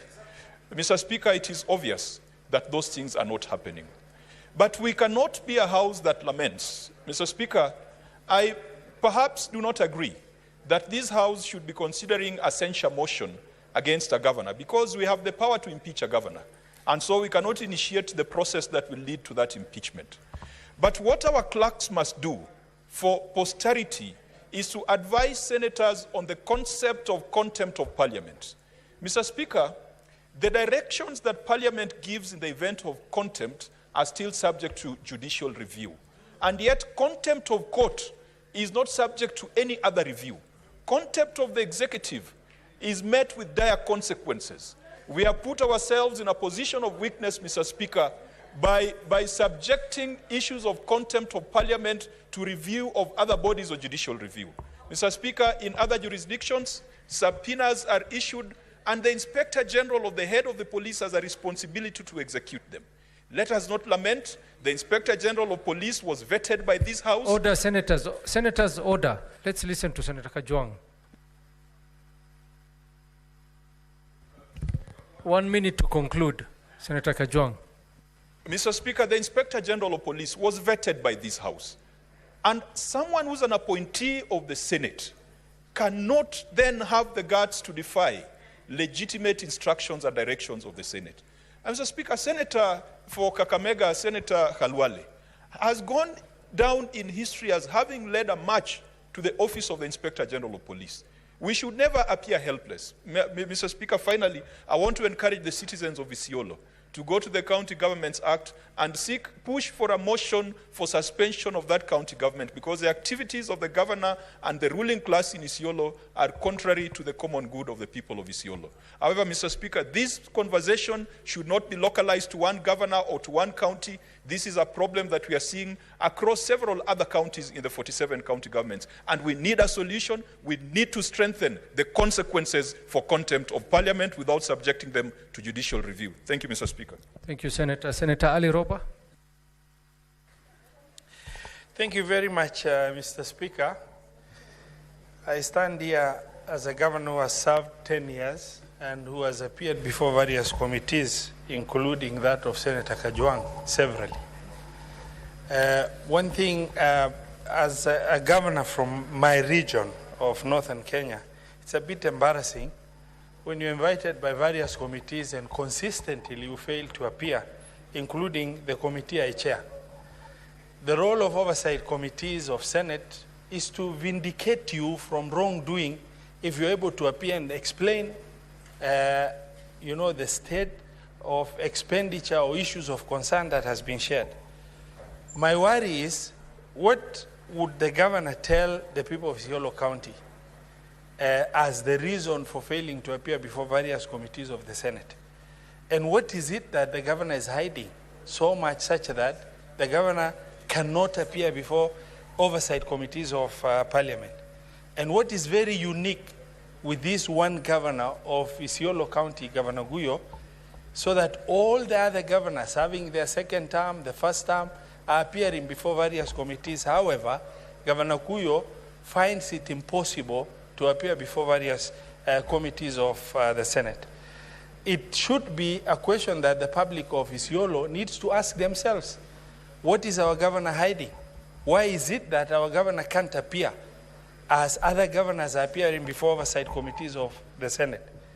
Because the opportunity to be able to appear and explain issues of concern that has been raised on behalf of the public of Isolo is an opportunity that any leader, with sound mind at this level of a governor should be able to take that opportunity to freely come without being persuaded to come, unless there is something very serious that he's hiding, or he can't appear because he's ill-prepared to be able to appear. Because now, as you're leading a county and consistently you're being discussed for failing to appear before various committees of the Senate, and that puts you in a very embarrassing situation. I think the direction that the Speaker has given is a sound direction, and all of us need to take advantage of that to be able to make sure that this is enforced on behalf of the people of Isolo County. Mr. Speaker, I submit. Thank you. Senator Eddie Okech.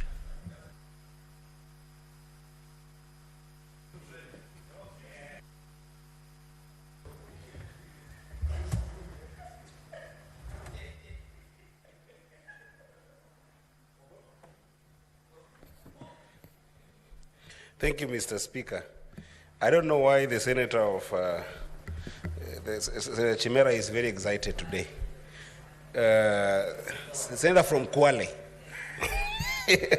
But that's fine. I think that he must be very excited because I think that the governor for Isolo has frustrated the House for so many years, Mr. Speaker.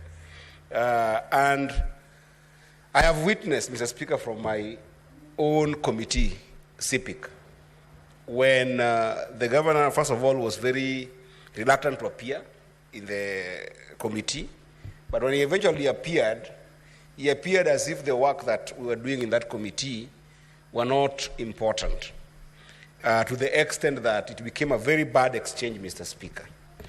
But that said, Mr. Speaker, whenever we invite, because we start with the invitation to governors to come and appear before the committees of the House, Mr. Speaker, and even if you further this by a sermon, Mr. Speaker, most of the time, these invitations are about audit queries.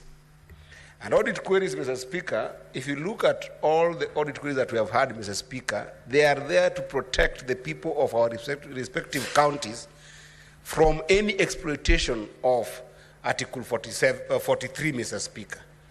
And Mr. Speaker, if a governor doesn't show up and disrespect committees of the House, Mr. Speaker, I think that this is the best definition of a crime. And what I was expecting, Mr. Speaker, is perhaps a guidance to the committees of the respective, the chairs of the respective committees, that they recommend prosecution of such a governor. Because I don't think that having Inspector General of Police bring a governor who is rogue, who is exploiting his people, who is not performing for his people, who is actually wasting the resources of his people, and you want someone to appear before us, and he doesn't show up, just bring him before us doesn't help the people to get their services. Let the chairpersons of these respective committees recommend prosecutions, and let those recommendations come in form of a report to this House. Let us ratify those reports through the process of debates and consideration in this House, and let us forward the recommendations to DPP and recommend a prosecution. And I hope that Governor of Isolo will be the first one to face the wrath of a House of Parliament that protects the people against such exploitation. So, Mr. Speaker, recommend prosecution of this governor. I thank Senator you, Mr. Speaker. Gloria. Thank you, Mr. Speaker. Allow me first to raise a point of concern, Mr. Speaker, on our systems, Mr. Speaker. We really need to figure out how to deal with this issue of our systems, because we are facing a very important issue tomorrow. And if it happens that every time we are queuing to speak and suddenly the system drops, and then we are subjected to, either not offer our views, Mr. Speaker, we will not be doing justice to the people that we present, Mr. Speaker. So I don't know what plans the Secretariat, the Clerk's office, the people in charge have for tomorrow, but it can definitely not be that when we are ready to speak, the systems drop. It looks a little bit awkward, Mr. Speaker.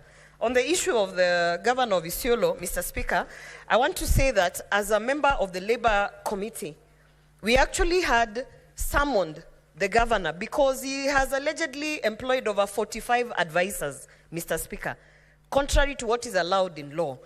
And you can see the level of impunity. If it is true that indeed he has employed over 45 advisors and he has refused to submit himself before the Labour Committee, Mr. Speaker, we are 100% sure that there's a lot of other monkey business going on in Isolo, Mr. Speaker. And in fact, when we were issuing the summons of arrest from the Labour Committee, it was in the interest of the people of Isolo, because if we as a Senate committee cannot trace where the governor is, for sure the people of Isolo have no clue where their governor is, Mr. Speaker. And therefore, I think it is imperative that even in future, if we amend the powers and privilege, if we amend the standing orders, that it should be imperative that at the points that the first committee has issued the arrest, a letter from the Speaker's office should just initiate that the culprit be arrested on the spot, Mr. Speaker. So we are looking forward to some action so that we can be able to account for the people of Isolo. Thank you, Mr. Speaker. Senator James Morango. Hey, finally. Asante sana Mstahiki Spika kwa kunipa hii nafasi. Kitu ya kwanza ningetaka kusema kwamba ni jambo la aibu, kwa sababu aliye gavana wa Isolo Abdi huyo alikuwa mwakilishi wangu wa Matopeni. Ile wakati pia nilikuwa Matopeni ward. Wakati pia mimi nilikuwa mwakilishi wangu wa Kerugoya, akawa kiongozi wa wengi na mimi pia nilikuwa kiongozi wa wengi, nikakuja Senate na akawa gavana wa Isolo. Na kwa sababu tunaamini kwamba ukipitia kutoka wewe ni mwakilishi wandi na umefika mahali ulipo, pia unakuanga umesoma mambo mengi.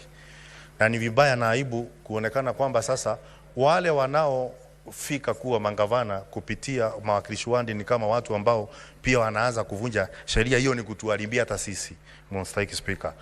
La pili niseme kwamba Seneti tio tingatinga ambayo inatumika kutengeneza barabara mahali kuna mawe na miti, ikimaliza inawekwa kando isiharibu barabara. Tunapokuja huku kupitisha fedha ambazo mangavana wanatumia, lazima kwamba wajue ya kwamba lazima tutafuatilia kuona zile fedha zinafanya kazi. Na kwa hivyo gavana anapoarifiwa kwamba anafaa kufika katika kikao kwa kamati ya Seneti, anafaa kwa mapema afike akuja jieleze. Hii sasa inaonekana ni kinaya na pia ni kukosea Senate heshima, kwa sababu siku zote hizo wameitwa wamekataa kukuja. Mstahiki Speaker, niliangalia wakati kulikuwa na kikao ya CPIC ambapo gavana huyo alimutusi seneta wa Narok katika kikao. Na niseme kwamba hiyo si mzaa, sio kitu ya kufurahia. ni kitu ambayo pia inaonyesha kwamba watu wa Isiolo kama sisi hatuwezi kuwatetea. Watatetewa na nani kwa gavana ambaye ni mkakamavu na amekosa heshima kiwango ya kwamba anaweza kuja kutusi seneta katika kamati. Kwa hivyo Mr. Speaker, ningesema ya kwamba achukuliwe hatua ambazo zinafaa kuchukuliwa, aletwe katika kamati zile zote, na ikiwezekana akuje awekwe ndani, akija kwa kamati anarudishwa ndani, anatolewa kamati hiyo ingine mpaka amalize vikao vyote akiwa mbando wako ndani, kwa sababu akiachiliwa hatujui kwamba atakuja tena ama atatoroka. Asante sana Mr. Speaker. Alexander Mundingi. Asante Bwana Speaker, mimi naunga mkono vile maseneta wa county 47 wanaongea kwa sababu mimi nilikuwa mmoja komiti wa REPA. Tumekuwa na kikao mara moja, ya pili, ya tatu, na pia seneta wa Isiolo Mheshimiwa Nduro amekuwa akihudhuria hiyo kikao, na imekuwa na shinda nyingi sana kwa sababu tumekuwa tukimuhitaji akuja anjibu majibu vile ameajiri kazi watu wafanyikazi na vile analipa watu, na amekuwa akuji na nakumbuka wiki jana tulisema aweze kutolewa summon na pia aweze kuangaliwa vile atalipa shilingi 1500. Kwa hivyo naunga mkono governor aweze kutafutwa na mkuu wa polisi aweze kuletwe, na kama ni rais wa Kenya kwa mwaka mmoja huwa anakuja anaongea katika Senate pamoja na Parliament, na pia kama kwa hii kikao ya Senate Bwana Speaker, kila wakati wote siku ya Jumatano kama cabinet secretary huwa anakuja, na katika governor wote wanakuja Bwana Speaker, na governor wa Isiolo hawezi kuheshimu mambo ya Senate.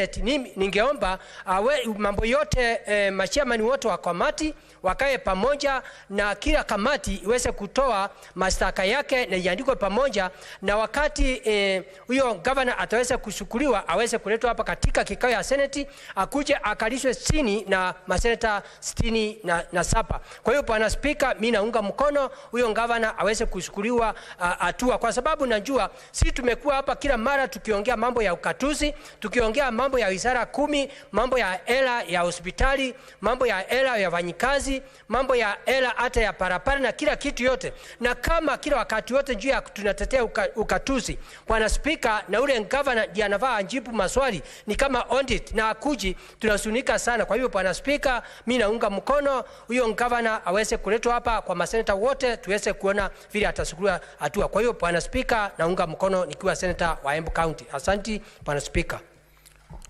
Senator Chimera.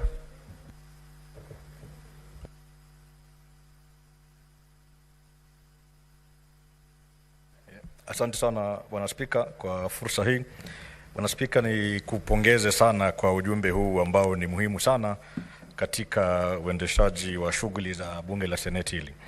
Bwana Spika, kwa kweli gavana huyu kutoka Isiolo amekuwa donda sugu lisilopona. Bwana Spika, nafikiri mimi mwenyewe ni mwanakamati wa kamati ile ya masuala ya usawa, na bunge hili katika mswada wao wa hali halisi ya taifa baada ya yale maandamano ya vijana wa Gen Z, tuliweza kupewa fursa na nguvu na bunge hili kuweza kuwaita magavana wote ndani ya nchi hii ili kutathmini ni hali gani ama ni jinsi gani wamefanya kuhakikisha kwamba vijana katika nchi hii wanapata nafasi za kazi, wanapata nafasi za ajira, nafasi za biashara katika kaunti zetu.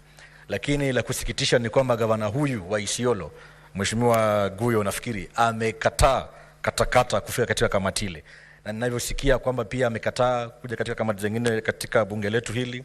Ni jambo la kusikitisha Bwana Spika, na niseme kwamba sisi kama seneta tunapaswa kupeana ilani kali sana kwa magavana kama hawa na wale wengine ambao pia wanapania kutoheshimu amri ya seneti. Jumba hili la seneti kwa mara ya kwanza sasa nafikiri jumba ambalo limepata hadhi yake, lina sifa yake kedekede, na vile vile pia linafuata sheria kuhakikisha kwamba ugatuzi kweli umeonyeshwa katika kaunti zetu kule mashinani. Mimi naomba tu kwa wale magavana ambao wanataka kuenda njia hii ya gavana wa Isiolo, tunawapa ilani ya kwamba sisi kama seneta, ikiwemo mimi seneta kutoka kaunti ile yangu ya Kwale, hatutalala katika kazi yetu, hatutazembea. Tutahakikisha kwamba wewe kama gavana ambaye unapata fedha ya serikali ya umma kumfanyia mwananchi kazi, utaweza kuwajibika, na ni lazima ufike katika kamati zetu za seneti hili uweze kujieleza, na si kwamba tunakushutumu. Sielewi kwa nini gavana huyu, bwana spika, anaogopa kuja katika bunge letu hili.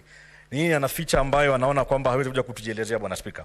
Mimi naomba hatua kali chukuliwe, kando na yale uliyasema katika ujumbe wako, bwana spika.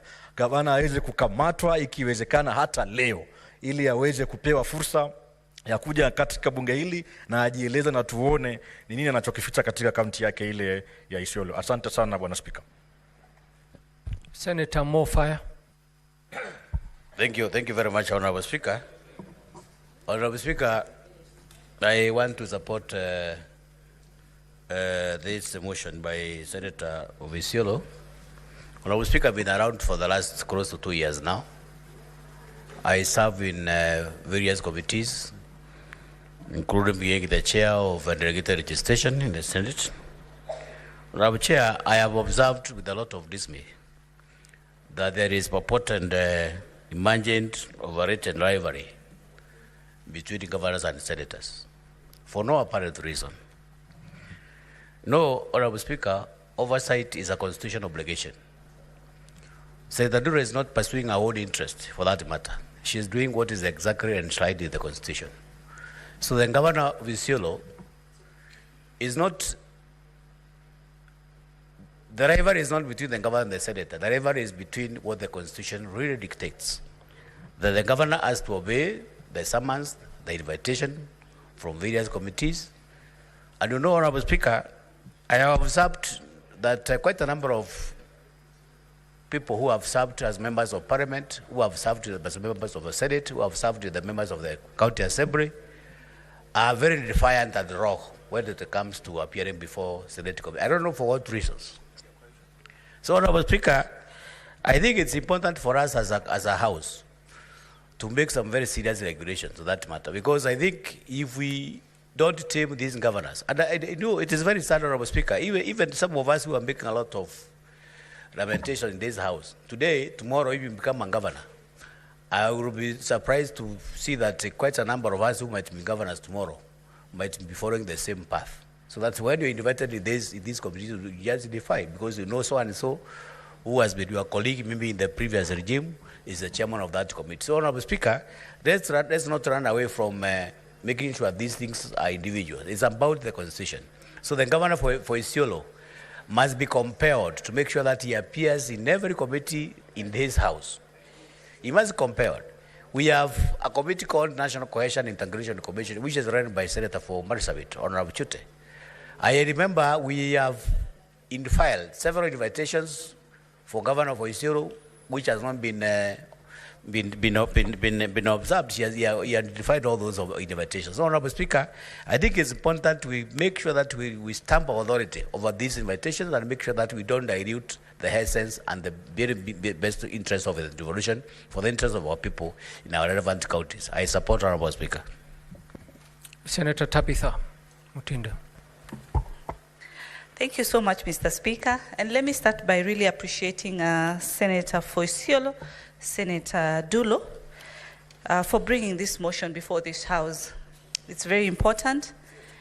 And Mr. Speaker, when I look at the committee that I sit and I serve as the Vice Chair of Finance, we've dealt with the issue of the pending bills for Isolo, in the sense that when the Senator for Isolo asked the committee the issue of pending bills for her county, the committee through the Secretariat did the needful and wrote to the county of Isolo. Mr. Speaker, that has been over 1 year, and up to date, Mr. Speaker, the county of Isolo has never responded on this. As a committee of finance, we summoned the governor, and he gave an excuse indicating that he was hosting a function for Isolo, a function combined with Marsabit County, among other counties, and that was so much of a priority, unlike appearing to the committee. As we speak, The Finance Committee has summoned the same governor. He's supposed to appear next week, the 22nd of this month, on the same response, and we await. Chances are he might not appear, and it is good we are having this discussion because we have other many matters we want to prosecute. The committee that I also sit in, CPIC, it's true, there was an exchange between the same governor and Senator Ledama, something that, as a committee, of course, was a big disappointment. And after that exchange, Mr. Speaker, the same governor's team, I presume, went ahead to put some of the members of the committee on social media, claiming that the senator of Isolo was just attacking the governor, and we seemed to be condemning that. An issue that shocked us as members because we do not participate in such matters. And so, through you, Speaker, it would be prudent for the governor to appear before this House to be able to answer, because it seems that all the committees, he has chosen not to appear. So the best solution, even before he appears to other committees, it should be for him to appear before this House and be able to answer to the question of why he has decided to disrespect this House. Thank you, Mr. Speaker. Senator Kithuku, do you want to contribute to the allegations made at Isolo County or the next motion? This one for Isolo. Thank you very much, Honorable And Speaker. Senator Mogeni, do you want to contribute to the allegations? Or is it the next motion? Okay, just one moment. Kithuku, go ahead. Thank you very much, Honorable Speaker. Honorable Speaker, I wish to congratulate the Senator for Isolo for bringing this very important matter before this House, Honorable Speaker. Honorable Speaker, I want to join also the Honorable Senators, my colleagues, in condemning the act done by the Isolo Senator, who have decided not to be appearing before the different committees that he has been invited severally, Honorable Speaker. Honorable Speaker, this House is mandated by the Constitution to take care of the devolution and its government. Honorable Speaker, it is absurd to see to it that the Honorable Governor have decided to deliberately not to appear to these committees that he has been summoned to appear so that, Honorable Speaker, he can answer to issues that are affecting the people of Isolo. Honorable Speaker, I sometimes even fail to understand what is this that the governor is thinking, because the moment now you start to avoid the senators who are mandated by the Constitution to take care of the devolution, then it shows that, Honorable Speaker, that governor is not even aware of what he's doing. Honorable Speaker, I would wish that this House take very serious measures against this governor, because now, Honorable Speaker, the moment now we allow this, other governors who have the same attitude like him, Honorable Speaker, will one day also try to avoid the invitation by the senator. So, Honorable Speaker, I am of the opinion that this House take a very serious measure and discipline this governor who have deliberately decided not to be appearing before various committees of this House, Honorable Speaker. I sit in the Committee of Cohesion. I am a witness that we have been inviting this governor to appear, but he has deliberately refused to appear to answer to issues that are affecting the people of Isolo, Honorable Speaker. I therefore support and urge this House, Honorable Speaker, to see to it that this governor serves as an example to other governors who has the same attitude like him. Thank you, Honorable Speaker. Senator Eric Mogeni.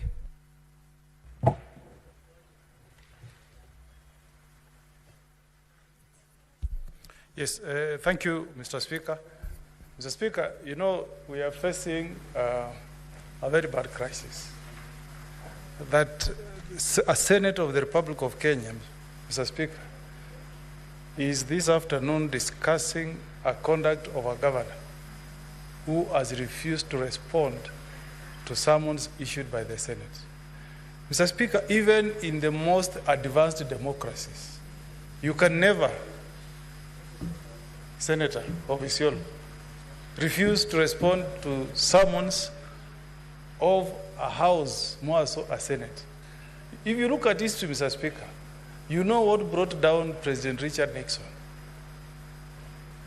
He was given summons by the Senate that was looking into his impeachment.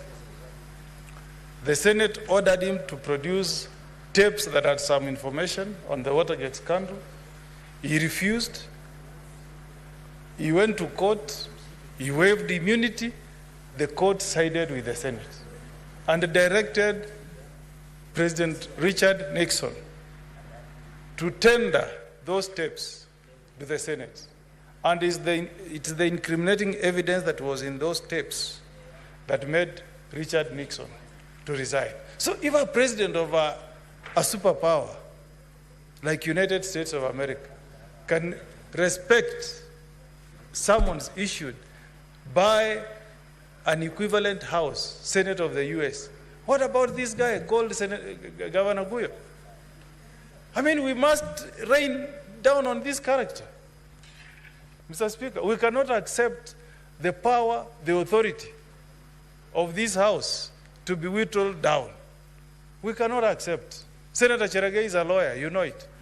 In fact, if you read the American Constitution, they don't have the kind of powers that we have as the Senate of the Republic of Kenya. The Constitution does not mention that the Senate of the US is like a high court, like the way ours mentions. So if need be, this is a guy that should be arrested and be brought here by none other than the commissioner. Because, Mr. Speaker, when you summon a governor, it's not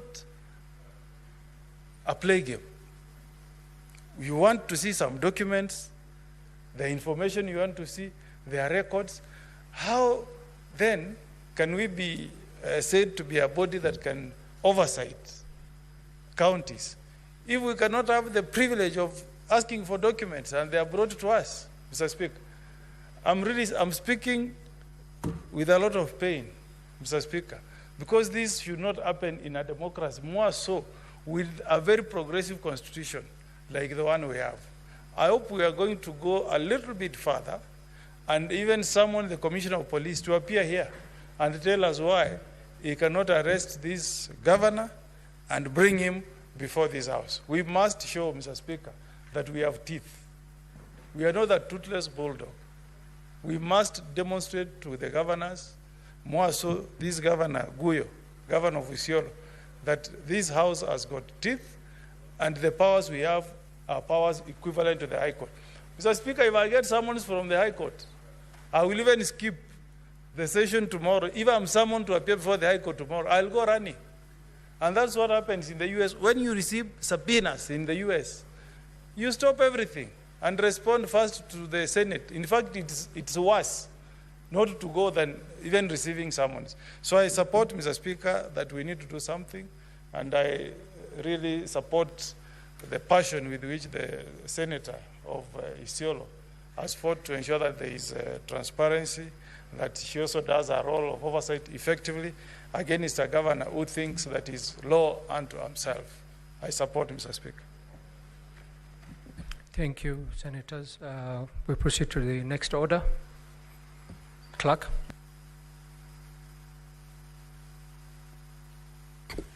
Order number 11, motion consideration of the National Assembly amendments to the County Government's Additional Allocations Bill, Senate Bills number 19 of 2024. Resumption of debate. Resumption of debate. Senator Cherargei.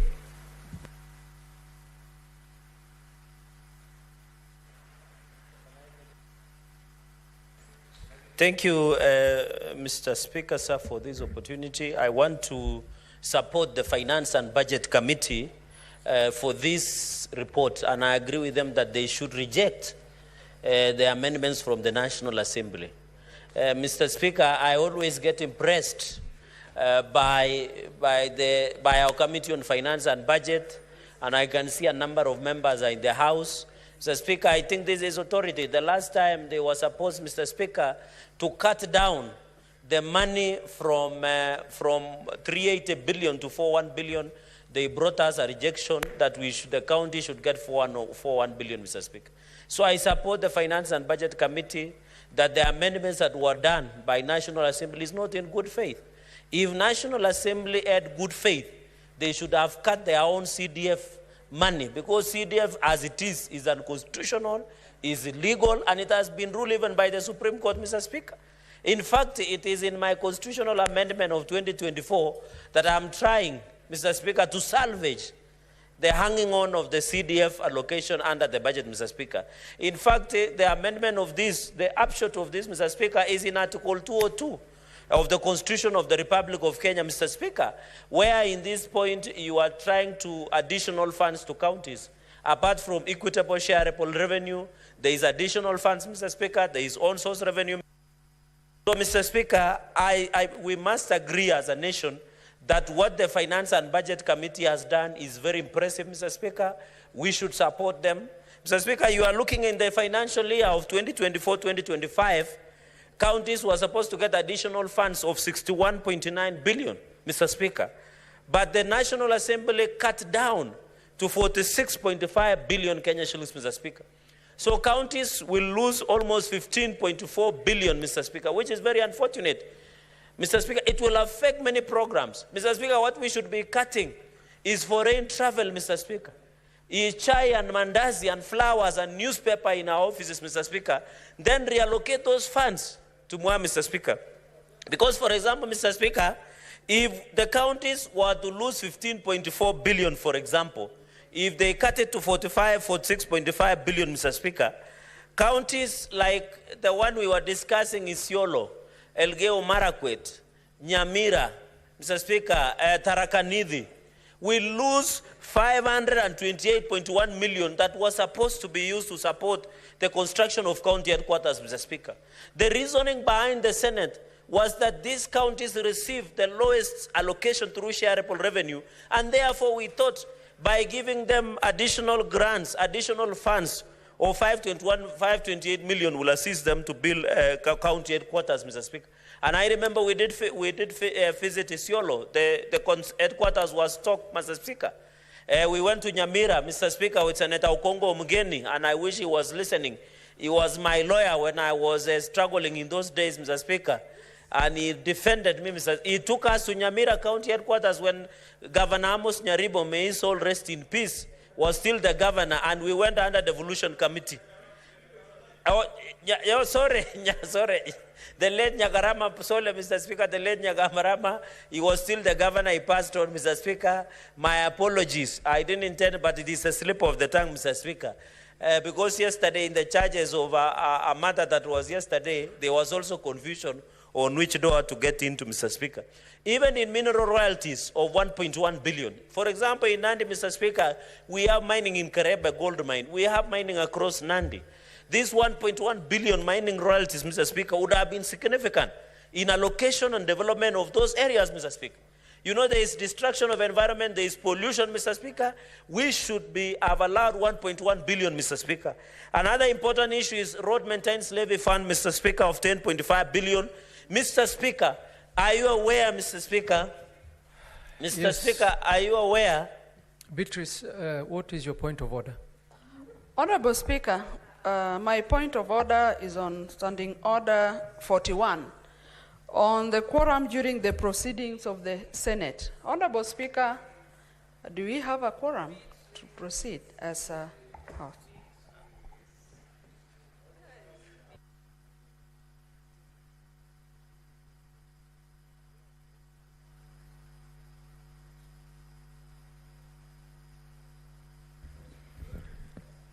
Honorable Senators, it seems we don't have quorum. Sergeant at Arms, please ring the bell for 10 minutes.